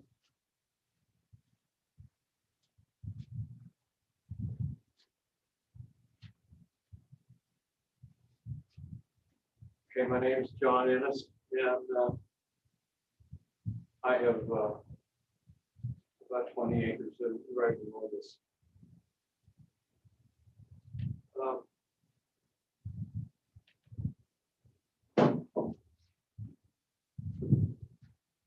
My place right here, so it's not directly connected. So my question is, we went through this for the ledges approval 4 or 5 years ago, or however, whenever that was. 10 years ago. 10 years ago. It was approved for 5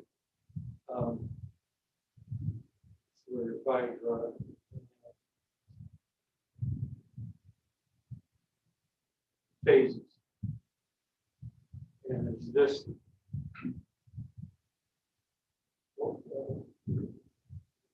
Right answer. Yes. Yeah, it was a PUD and 5 phases, but those other phases expired because of the market. So we had to turn in 2010. It's gone. Phase 1 was completed and sold. So that's separate. This is just a remaining large parcel of property that we're going to. And then so no PUD. Okay. And then is there? Then I guess the road that we're working on now is not. It's just a private road. Yeah, we wanted to be able to drive up there and access that. We looked at other ways to get up there through neighbors, and the neighbors wanted to give us themselves an access. So we were paying our excavator Jeff here a lot of money to build us a road so we could get to the top of our property. Okay. Yeah, because I what I've seen going up the road there, the fire department would sign off on one that was a lot less steep than that before. And this one's got 4 or 5 switchbacks, and it's I can't, but I guess the way it is, you don't have to. It's a private road. You don't have to do approved in that road. So that's what you was. Okay.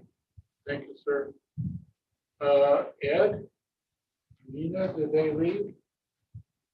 Okay, so without anybody else in the audience? I'm fine. And I'm Dion. Oh, okay. So they'll be in here in a minute? No, I am Dion. I signed a piece of paper up there. I signed in. Okay. I'm new to this. I don't know what's going on. Did you want to say something? I would love to. Okay. Come on up. I'm Dion from Hawker. I live right here.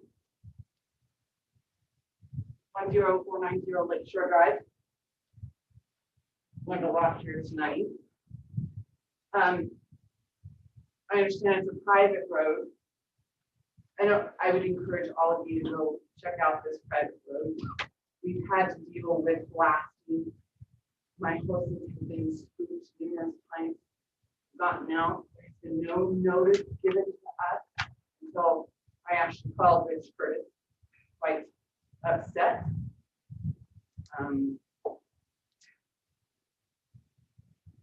You say it's a private road, but I understand there's 4 lots sold. Where are those 4 lots? Are they sold? Is your intention to build a residence up there? Yeah. This is a meeting with the commission. So I guess I don't understand how this works. There's a private road that literally has been carved out of the mountain. I don't understand the workings of that. You're shaking your head. It means It's on a piece of private property. It's on a private piece. Yeah, same as if you put a road back to your paddock or something that's on your property, you can watch it do it, but it's a private road. Yeah, it's between you and him. That's, I'm glad you talked with it before, even if you were upset. So there's, it's discouraging. I don't understand how, if the road is a private road, how it will be safe. Can emergency crews get up there? The blasting that is going on, so there's going to be logging starting in June.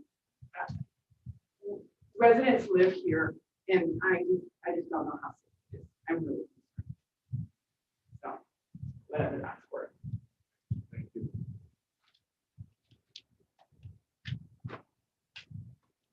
Okay, so. I'm sorry. Go ahead. As far as transparency, the notice for the hearing was not put at the corner of Lakeshore and Ledges. It was put up a quarter mile up the road on private property on a tree. The general public cannot know anything of this hearing if it's not posted. County code as it is, it's within 300 feet of property. So when postings, the postings is published property, noticing is 300 feet of property at this point. So we'll close the public hearing portion of this.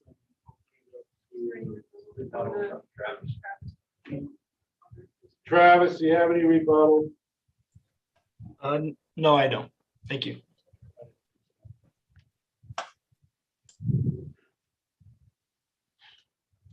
So we'll close the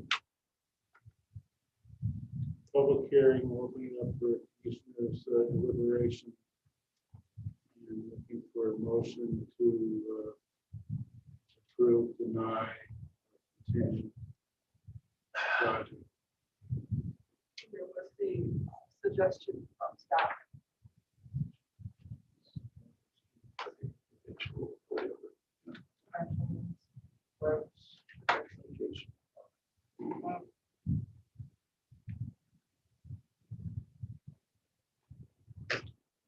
Now, for the benefit of the neighbors that are here, that aren't,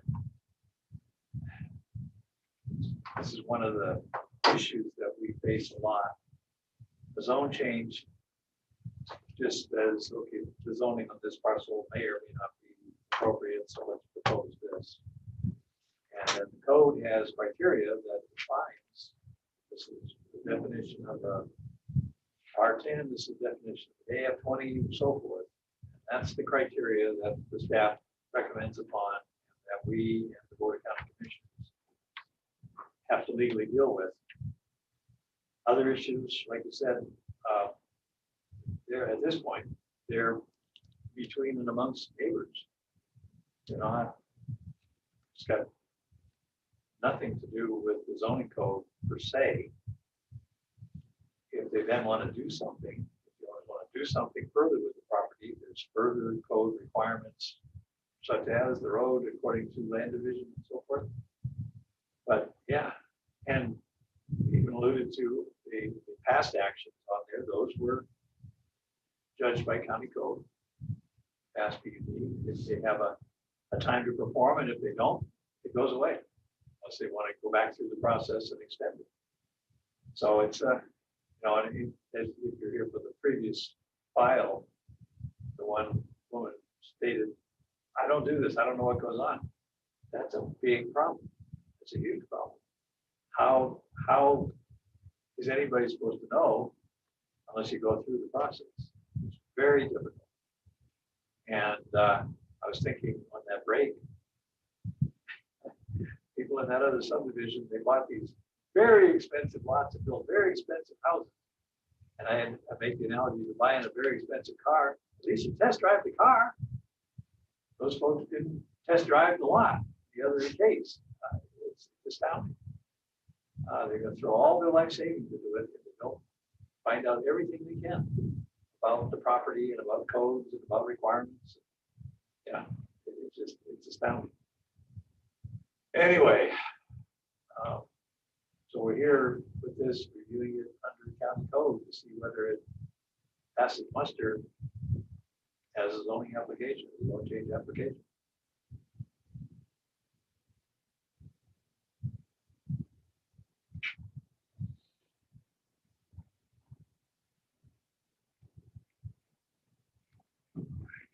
If you want to include that notational recommendation, you need to add that to the motion.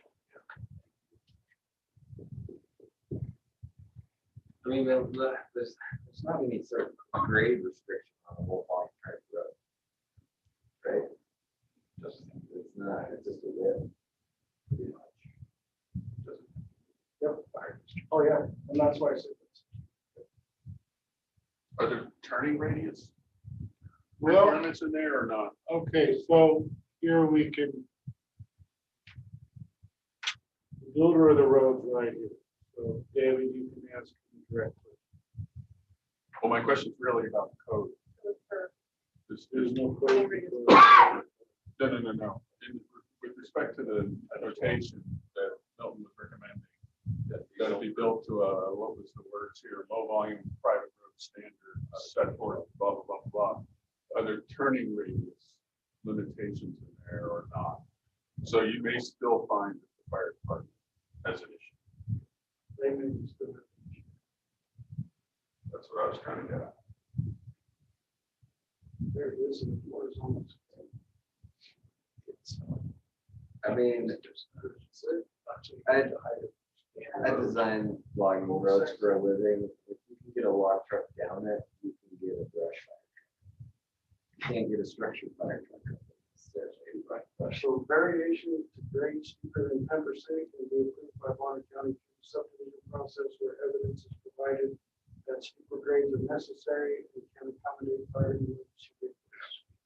So that's the key. So we go to the fire district and get them. Used to be you go to the fire district and get them to sign off on the actual proposed design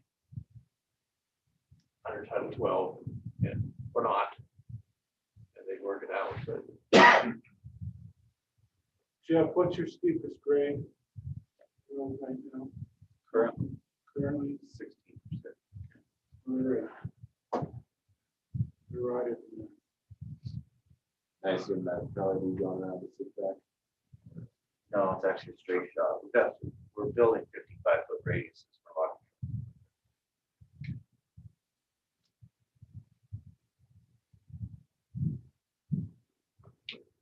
Okay, so still looking for a motion. Guys are ready to do something.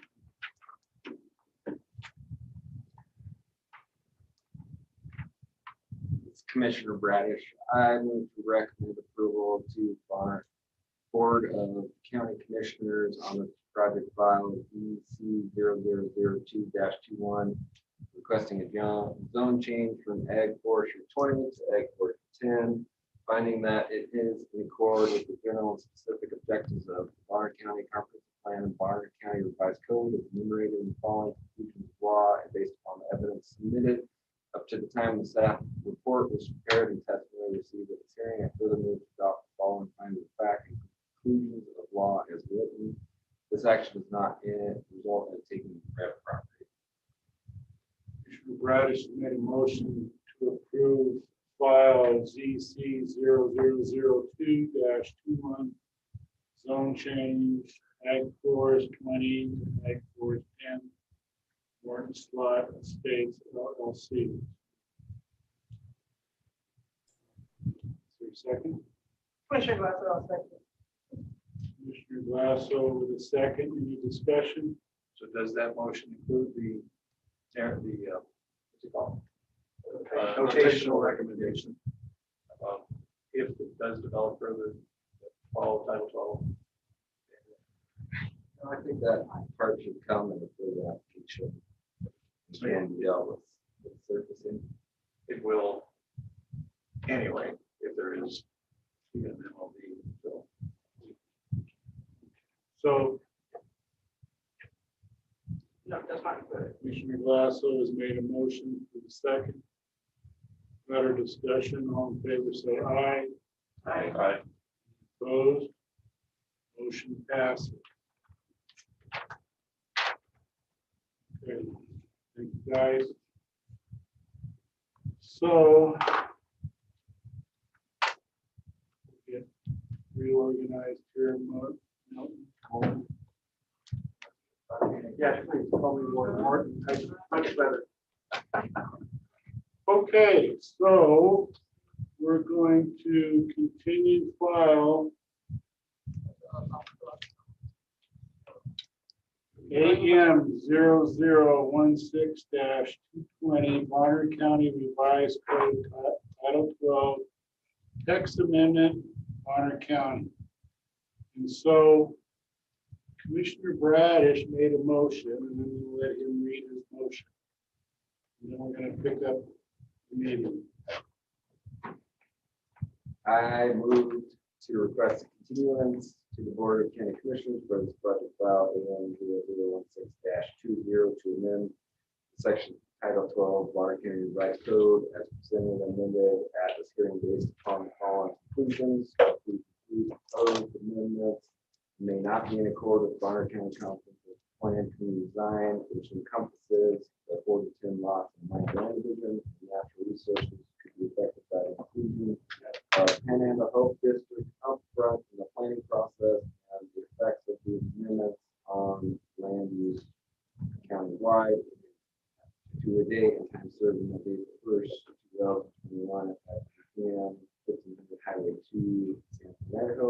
Decision is based upon the evidence submitted up to the time the staff report was prepared and the testimony received at that hearing. That actually does not result in Okay, sir, thank you. So as you recall, we had closed public testimony, so there will be no public testimony. We are only going to discuss the bullet points that Milton had forwarded us in an email. Everybody read those? That's okay. I wanted to ask a question of procedure since we're not entertaining public comment, since so we wouldn't be reading the public comments that were put into the report, correct? Because it would not. If they came in after. Oh, these are your public comments to the, these are your comments to the. Oh, board. okay. This Okay, is, 'cause this I'm is the looking at, document like- that's going to the board. I'm looking at, okay, so there's some here dated March 10th, March 11th, March 18th, March 23rd, public comments. So it would only be the public comments that were in the original. Yeah, right. Oh, you see. I They're not- didn't even look at those. Yeah. I didn't open it because of that. So do you need your original email? Or you got- No, I got it. This is the document that we're, I thought you were talking about the comments. Everything's good. So first off, could I ask also, so the board considered our request for whatever? They did. Did they specify anything in response? No, just go ahead. Continue. Okay. Just need to know the ground rules. Yeah. Thank you. Good point. In case they said, don't go left, go right, or up or down, or whatever. Yep. Okay. Sharon.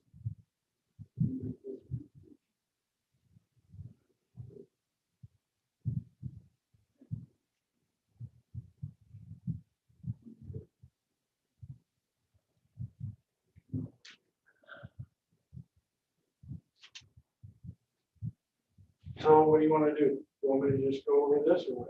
Yeah, it's all yours. Okay, so I put the comment in that the planning commission is recommending the board leave the MLD process in place as it currently exists with the division of up to 4 lots. Also to leave the short map process in place as it exists for land divisions of 5 to 10 lots. I put that, I just put that because I wasn't sure on all the reasoning, the planning commission recommending the increased oversight on land divisions, creating 5 to 10 lots. That's, I think that's what we talked about. The concerns, just it's still, you know, whether it's the right time. I didn't, after we talked about it before, I didn't get a sense of overall performance of the short class that have come in with a identical to the make and makeup of the MLDs, you know, in actual substance and review, or what. I didn't get a sense of it. So I think it's either we need to see kind of a readout. Okay, here's what's happened over the last 5 years with 5 to 10 lot short plats.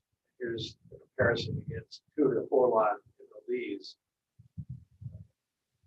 Are they up or down, sideways? Practically none. I mean, we may have 2 short plats. I've got 2 this year. I probably had 2 or 3 last year. Most of the short plats we received are on existing roadways. There is one this year that is requiring a road to be put in. But other than that, most of them are on, or all of them have been on main roads that are already in place. So the short plat process has been pretty simple. And the few that have come in, how much are they consistent number of lots being proposed? Is it 6? Is it 10? Is it 8? It is. I mean, just everything. 6, 8, 10, It's everything. 7. In the short plat. I mean, Whiskey Jack did one last year. Did a 7 lot short plat. It got approved. Houses are built. So, but it's all on existing roads. Existing roadway, existing zoning.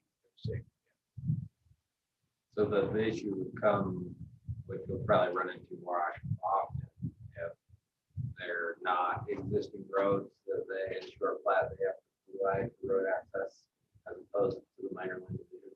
Right. So the tool hasn't been used very much because of the contiguous. Yeah. So, but at the same time, 250 minor land divisions in the last 3 years, and haven't had any complaints, not one, about roads that were put in, about the way the development was done. We have heard 0 complaints about that process. So it has been a good process. Our only concern is that Blackstone Ranch, 12 minor land divisions. So we need to get that process under control.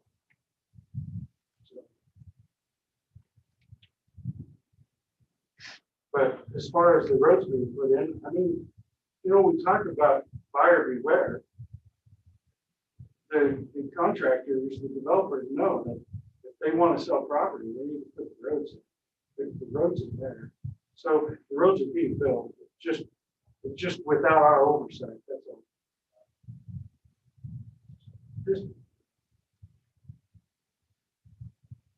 Which was the intent. Certainly, just a comment. Any of us who have been here for 20, 30 years can think back to the things that were done in the decade of the 70s and the 80s, where roads were not built to then short flats, and subsequent owners suffered because of it. But in those days, yeah, it was probably equivalent amount of money. They were paying $30,000, $35,000 for a 5-acre lot, which today is a whole lot more, but proportionally and economic wise, I don't know, maybe equal. But it could be just the fact that they're paying a lot more money for their lots and they're expecting more now. So a developer, a landowner, co-developer may just be able to afford to put in a road. Now some, I don't know whether there's any out there that are not being put in. Well, and the other thing that it affords is without the by doing the MLD process, and not having to put the sureties all in place in order to finance the road, the road can be done later and can be done nicer. Because it's done, and so it allows the individual property owner to develop their own property without a huge expense up front. So we provide time to that property owner. So that's why the number of developments is because the MLD process has allowed the individual property owner to have opportunity.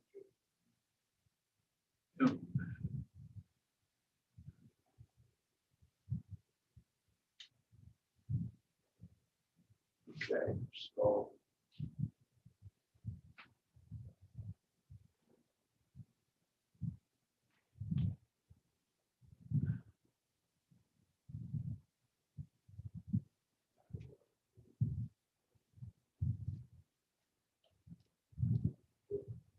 So moving on.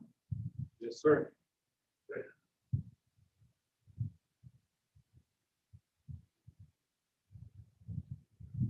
Yeah, it was the first.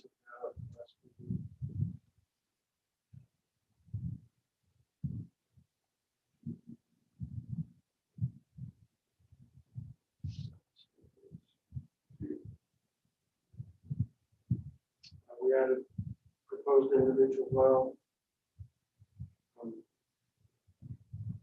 So the planning commission recommends the language here should not allow the sanitary restriction and only allow the sanitary restriction lift due to the concern that a septic capability should be determined prior to dividing this land.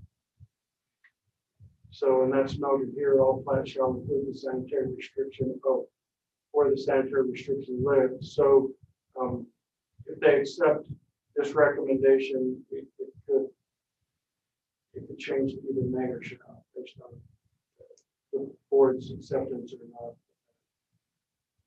So I know that. I mean, may is a hollow word.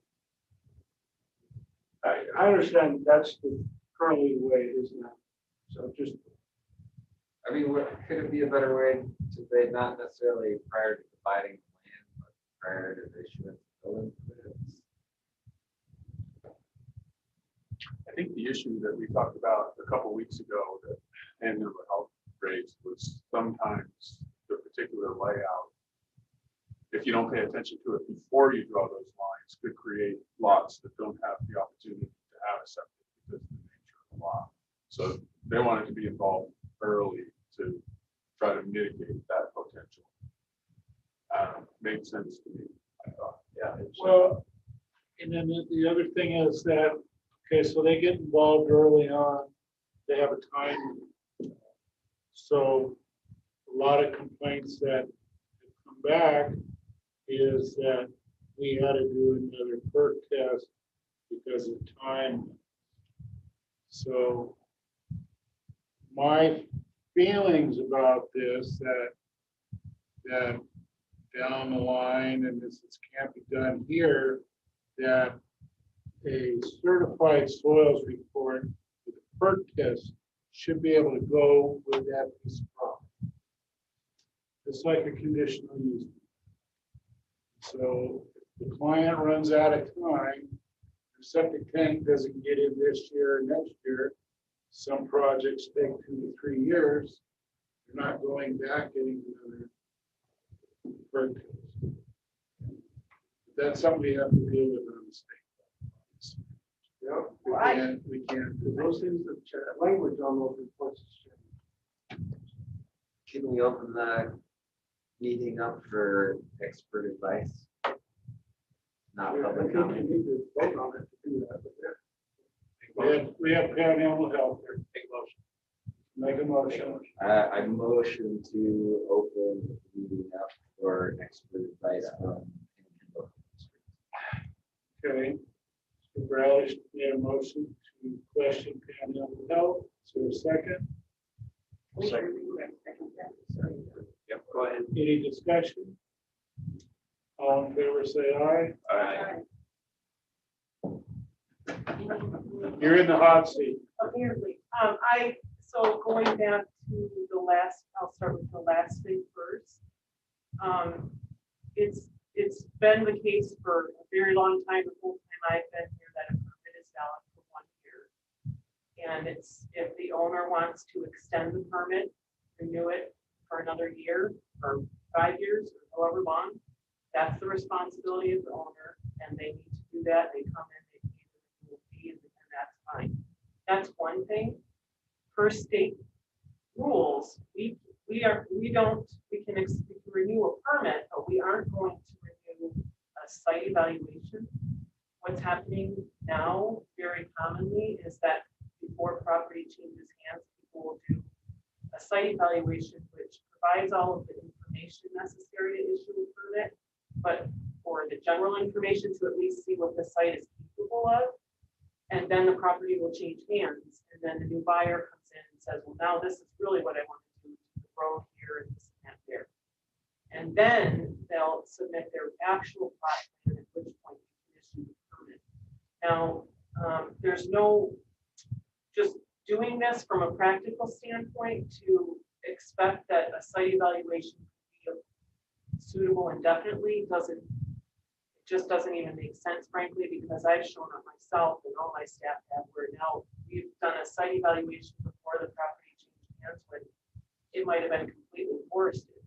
Now we come back 2 years later, whatever amount of time, and they put their house there, they put their, I mean, a lot of things right now, especially they can get a BLP before we've even been out there. So if we're on the front end of it, in terms of time, even last year, when we were busier than we've been in over 5 years, my staff at the most were scheduled out about 3 weeks out for test appointments. But that's, I know surveyors and contract, I know other people that were even scheduled further out than us. So we've always strived to expedite things as quickly as possible. When you have growth like this, it is challenging. Right now, we're already booked 2 weeks out, and it's not even the busy season yet. But like I was saying last time, a lot of this, it might be a little extra time on the front end, but the time it can save people in the long run is something to consider. Because now you're ending up either protecting the site that was originally assessed and found suitable, or you're finding some other suitable site. Who sets the timeline of the year? That's a state rules. That's IDAPA subsurface sewage rules. So, and it does allow that renewal. And in fact, for the first year, Panhandle Health even emails out notifications on people it's going to expire. We don't do that every year after, but a lot of people are on 5-year plans or somewhat longer plans. But you know, frankly, most of the time, the new buyer might not even be involved in the testimony or anything about that site evaluation. They just want it as a condition of the sale. And then when they come here, I mean, a lot of them have never even been here, then they start deciding, and they might want the septic in a totally different place, so they'll do that if that's what their goal is. In which case, that initial site evaluation is relevant because maybe it's across the parcel 5 acres away or whatever. So that's what I wondered was when they do a site evaluation on the subdivision, they do a specific spot. Yeah. And if the homeowner moves that spot, then you need to. So going into it, so the site evaluation does yield a site plan with a area designated as this test hole, and therefore of course, you don't know yet whether it's going to be a 2, 3, 4 bedroom house. Exactly, that's the other part of it. So we don't know what size they're looking for. But it is relevant to consider that not just any old piece of ground even will function for something, much less meet the state sewer code. But I'm talking just like flush your toilet and the water actually goes somewhere. So you can't put a septic system expect it to function in solid bedrock. You can't expect it to function in saturated soil. So you know, we've got steep slopes that are limiters, bedrock, groundwater, creeks, whatever else. And so when back to the splitting of the land, when you're creating new minor land divisions and you're not someone who does this for a professional job all the time, I can see why people have no idea what to look for. I mean, a huge percentage of our clients have never had anything to do with the septic system ever in their entire life. So they can't, it's no wonder they don't do it, you know, so. Anyway, that's the point of having a planning for this panhandle health involved on the front end, is just to try to eliminate or reduce anyway the number of like unbuildable lots that were being created around the county, in my, because we do show up to sites where lots have been created and they're not suitable. We can't deviate from the state rule set and do something different than that. So that would be the main reason, I guess, for having panhandle on the front end, is to make sure you're finding that basic utility wastewater disposal location, and then everyone makes sure that, you know, the rest of the plan works with that. You know, right now it's coming after the fact in a lot of cases, which can work out most of the time, but there's certainly higher risk of that. So sometimes you see it in real estate brochures, ask purchase. At this point, the prospective purchaser would have to go to Panhandle Health to find that out, right? We always recommend, I wish, yeah. There's no recording of a document. And there's no talking about the marketing thing here earlier. I mean, I see stuff all the time that is not really reflecting what's evident by the people who work in our office. So That's everywhere. It's unfortunate, but yeah, short of having everything recorded, which is so boy, you talk about process. Right. Yeah. No, it's I'm curious about the percentage. You talk about, is it 1%, 2% of your applications that have to have an alternative? tons of them have to have an alternative. I get alternative, but you're saying there's no solution, right? You're saying. Yeah, we deal with tons of easements right now, and so most of the time, at least especially in recent years, they have worked out where people have been willing to grant easements, so it's worked out.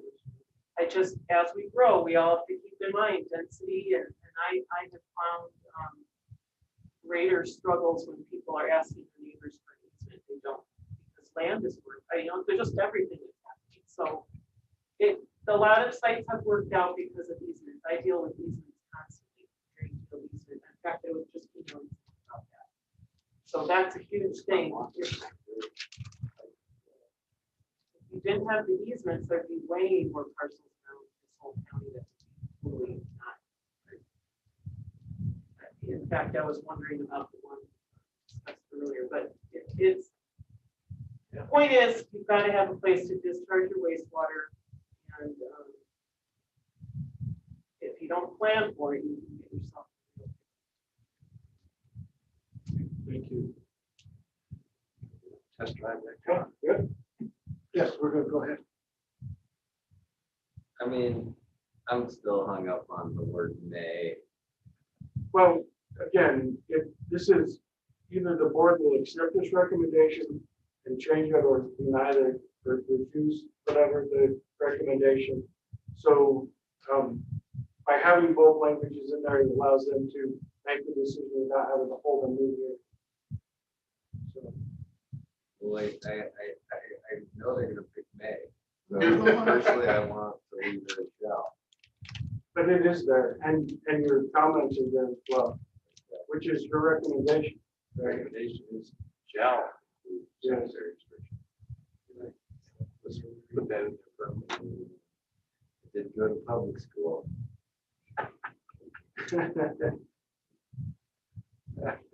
Okay, anything else that you see around here that we need to?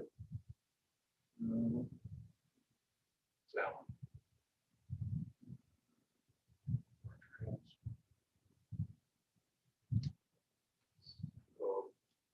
Next one is the hearings. Oh, for yeah, the preliminary hearing. plan. Hearing, yes. Preliminary plan. So I did put that language in.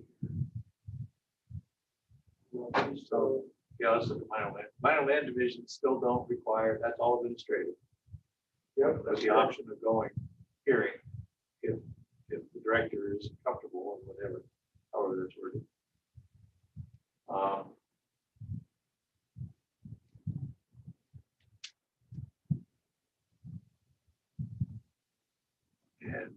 there, so also final land divisions. What notification to owners, adjacent owners, is it at this point 300-foot notification? There's not, for the no, But again, they're working with existing zone, existing conflict. And they meet the design standards for lots. Yeah. So Depth to width, access. They're code fit. well, like I said, it has been a mostly successful project.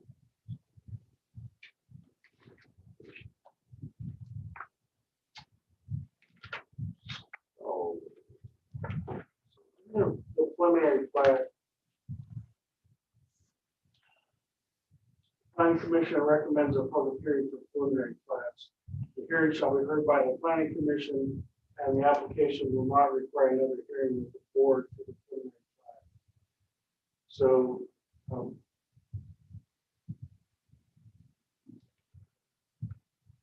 so the applicant, if somebody turns in a subdivision plat, we would bring it, we would send it to agencies, neighbors, come to the Planning Commission for a public hearing, and the Planning Commission's decision would be the decision on that final plat.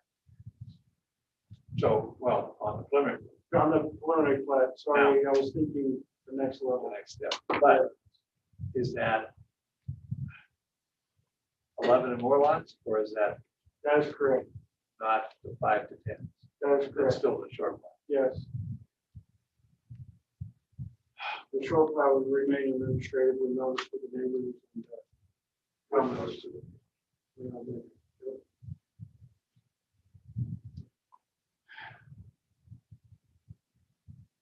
Because I mean, if the neighbors don't like it, it's the ability to appeal to the county commissioners. Sure.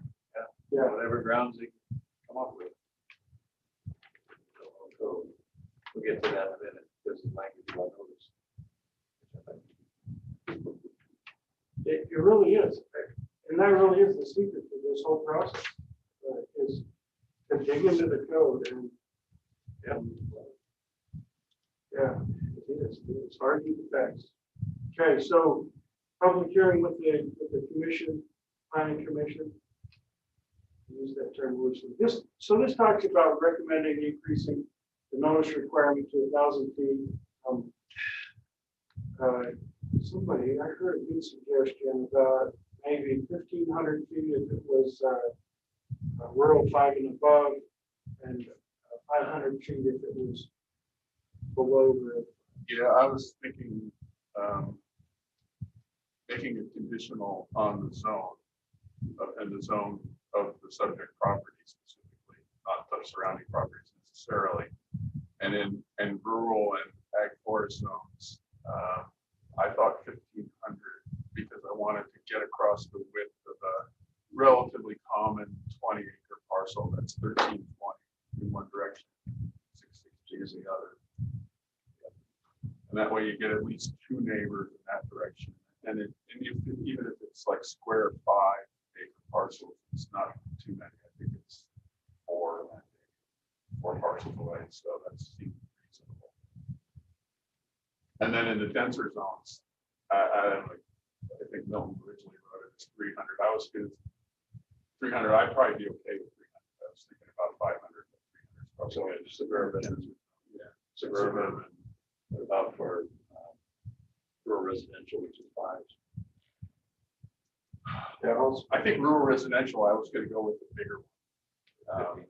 I didn't want to make it too complicated and have lots and lots of categories. So I just wanted to have 2 categories, a short distance category, which I thought was suburban and denser, and a longer radius for everything above that, and make it somewhat simple.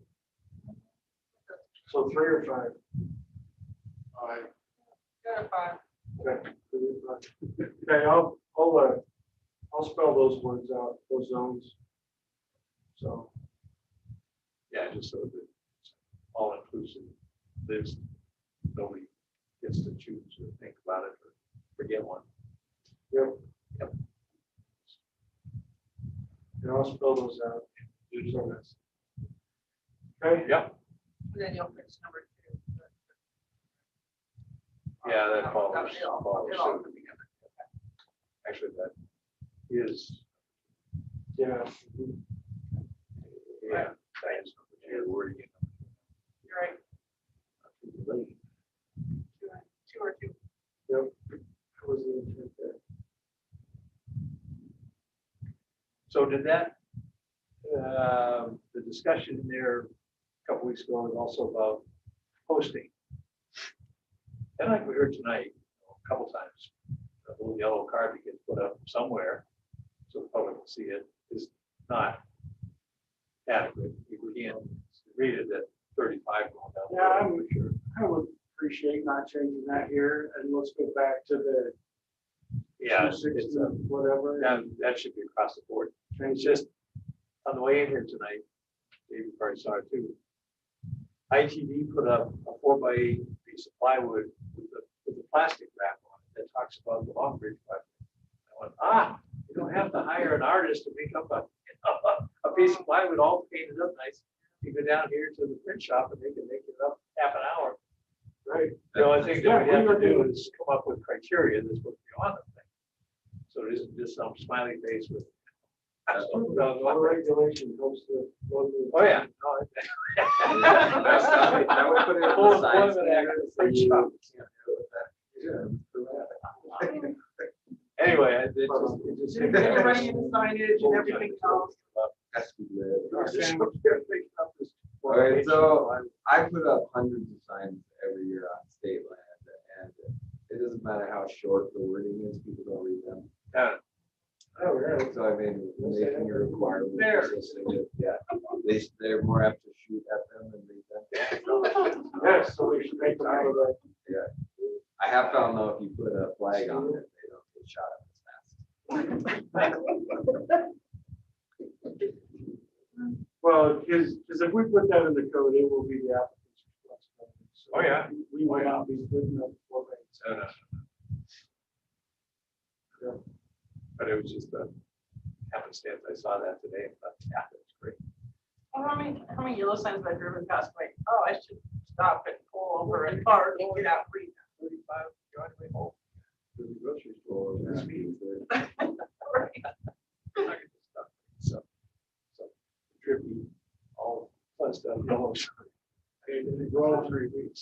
I mean, maybe it could just be a sign that also has the county website on, so something's happening there. But it's. So all of this language. is Solar updated. one with the stop sign. All this language is updated to indicate permission for public entities. So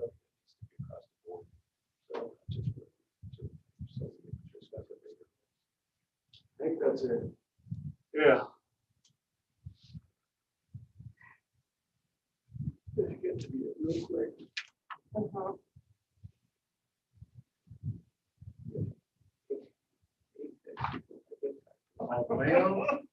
Worth 22,000.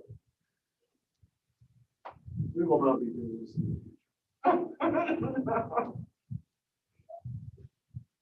Yeah, we will not be doing this.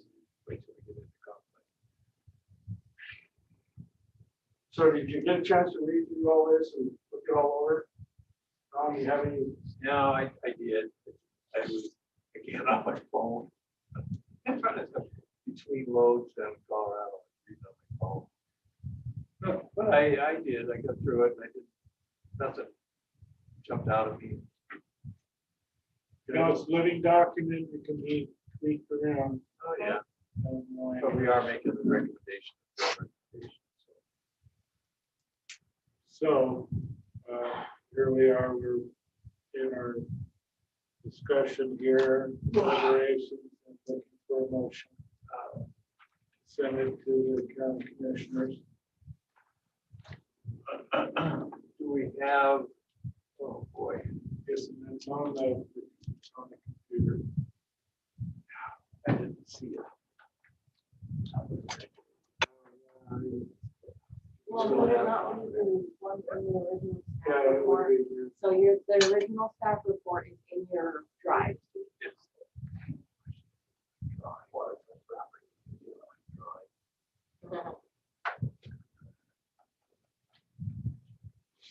Well, there it is. Might not be any water. What? Thank you. Did you find it? Did you find it, Don? Thank you. Thank you. I motioned that Bye-bye. anyway. Did you find it? Oh, us. No, Just have this no. on. I don't. Fine. Over here. Here. You'll read it?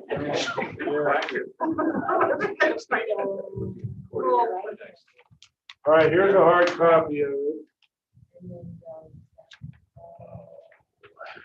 Here, Don. Yeah, it's not there. It's not there. Okay, so is my planning department gonna come downstairs now? No, we won't even. We all sleep. Yeah, they're probably all sleeping around the big table. I don't think it's there. I didn't go back to the drive. Okay, this is Commissioner Frank Bach. I move to recommend approval to the county commissioners, this project file AM 0016-20 to amend the sections of Title 12 Honor County Revised Code as presented or amended in this hearing, finding that it is in accord with the general and specific objectives of the Bonner County Comprehensive Plan as enumerated in the following findings of fact and conclusions of law. And based upon the evidence submitted up to the time the staff report was prepared and testimony received at this hearing, I further move to adopt the following findings of fact and conclusions of law as written. This action does not result in the taking of private property. Commissioner Frank has made a motion to approve Bonner County Revised Code Text Amendment AM 0016-20. Is there a second? Commissioner Reed will second that. Commissioner Reed with the second. Any discussion? Yeah, I guess what would you say it as written or as? Amended with this hearing. So I think it was as amended. As amended.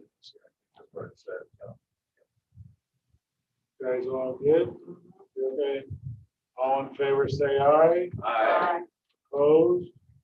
So we need to run this. 40, 50 days out.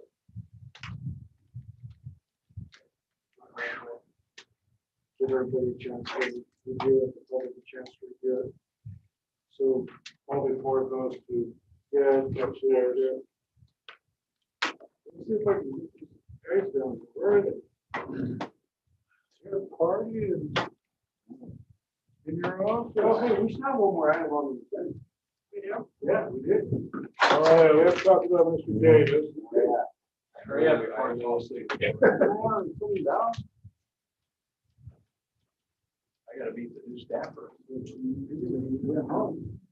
in the party up there? Oh, yeah. Not even answer. Okay.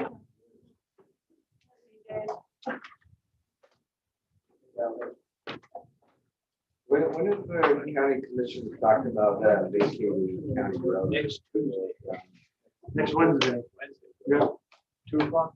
Yeah. It's kind of a big deal to vacate a public right of way to the water. Yeah. Does he go to Goes to the high water. There's no, yes, goes to the high water. Nope. There's no definition. Who we waiting on, Josh? Yeah, probably, let's go ahead and do that last item. He didn't answer, maybe they left. McDonald's new landscape. Give up and walk out?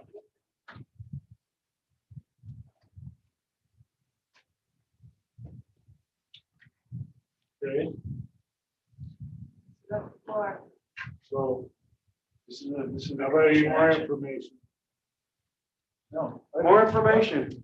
What, you got an item on the agenda.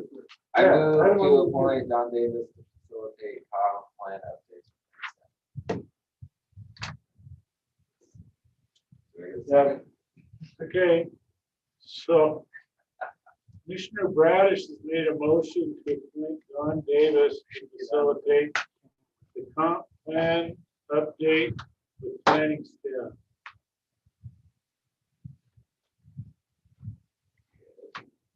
Does he get expenses at least? Yeah. Yeah. Per diem and mileage. Yes, ma'am. Commissioner Reed has seconded the motion to appoint Don Davis to write the comment. Kind of, sort of. That wasn't the motion. I amend my motion. What else? Okay, all in favor, say aye. I abstain. Opposed? Okay. So being that staff isn't gonna come down. So anyhow, we did get them, we have got folks on staff now, so, and of course, not without more, folks leaving, so. Wow. Hold that door.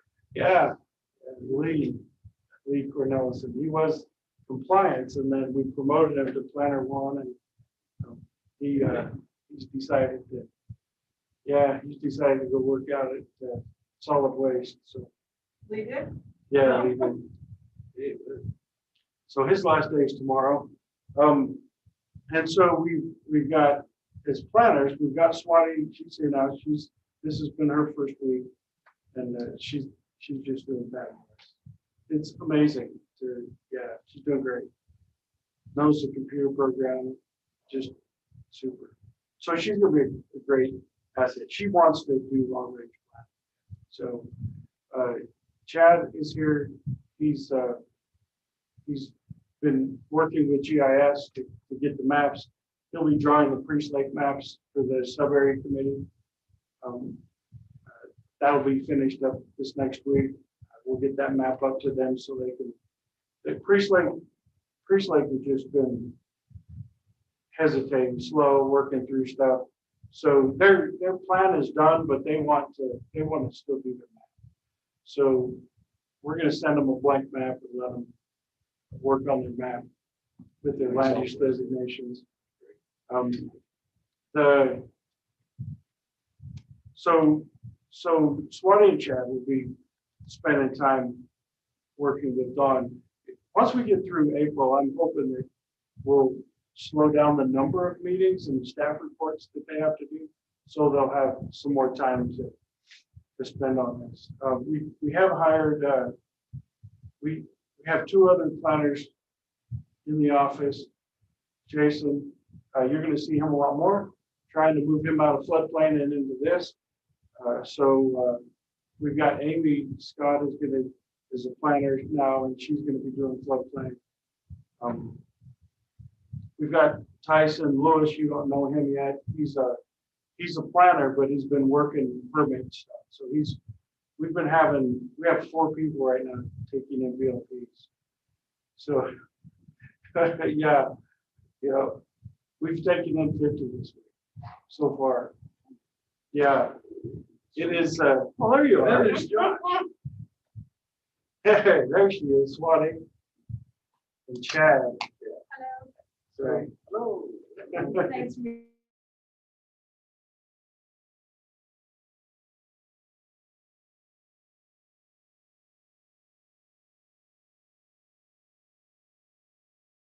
So he'll be helping out with minor land divisions and those things. Because we're making changes to the code, we've just been inundated with MLDs. We've done 40 this year so far in MLDs. Folks are trying to get those in.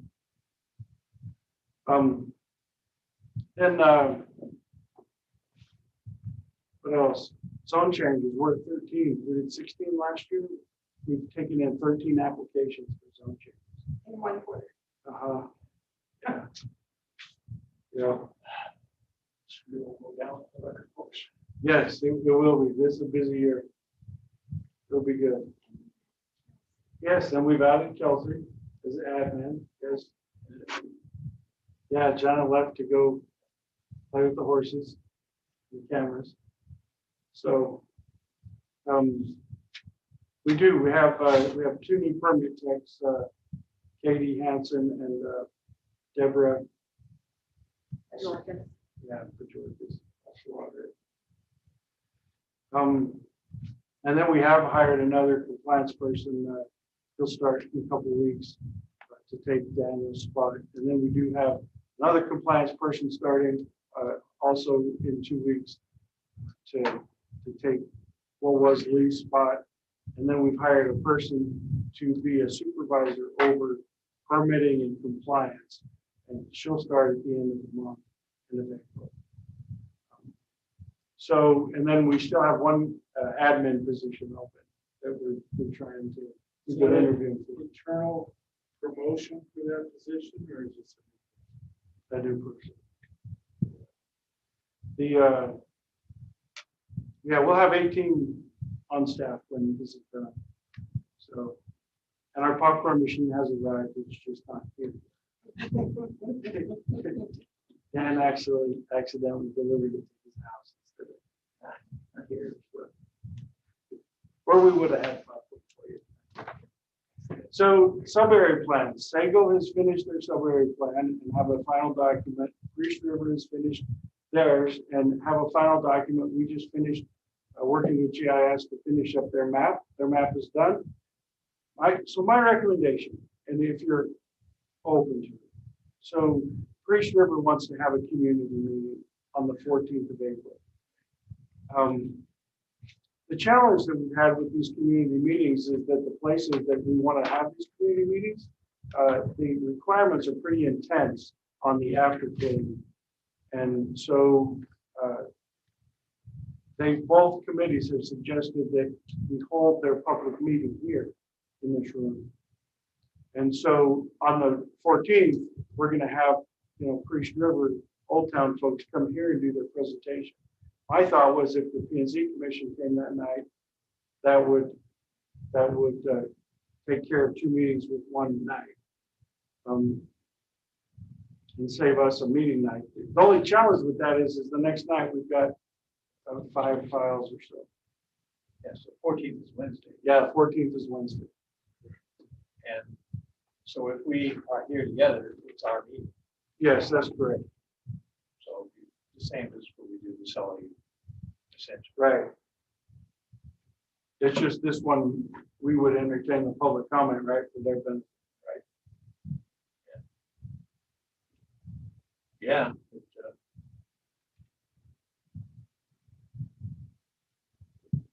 But still haven't had the same kind of meeting for Sago. So Sagal is not scheduled until May sometime. I'm not sure. Sometime, I can't remember what happened with Sagal. Why in May? Because we couldn't get this room. Oh, we can't get this room. That's right. The room closes the election. So in May, we'll have a meeting here with Sagal and then again invite you back. Maybe if we send you a menu from Spuds and you place an order, we'll bring you dinner. Good. Instead of pizza, we'll do something different. Popcorn machine will be here by then. Yes, there will be that. Walk across the street after work. What's happening with Soselli? It's a place over there. It's very rural. Very rural. No. So what's going to happen is Sir Don, with these 2 wonderful planners that just got here, they're going to be spending time going through these plans.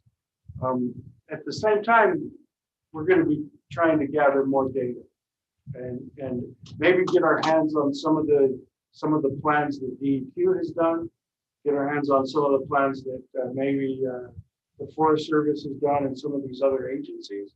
I don't know if state does reports with plans. I didn't think so. We don't get a lot. Yeah. Yeah, because it's interesting that DEQ commented on the Hootie Valley zone change and basically said that in their 5-year plan, they envisioned small lots, businesses, subdivisions, residential. So it was way different and yeah, that letter they wrote indicated that there would be no impact on Hootie Creek from this development. And so quite a change from, that was sparked by a letter from one of the neighbors to DQ.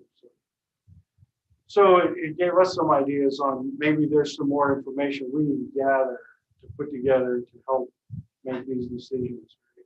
I don't know, it was interesting that happened, where in the past they said no comment or no impact or something like that. Yeah. So I don't know if it's according to who you get to ask the question. When I went to Northern Lights and then to Avista, I ended up talking with the GIS guys. Yeah. They're not the policy makers. They're not the, so I don't know if you got that email from Northern Lights. I haven't seen one. Really? I got it yesterday. That was addressed to you. Oh, maybe they spelled my name wrong.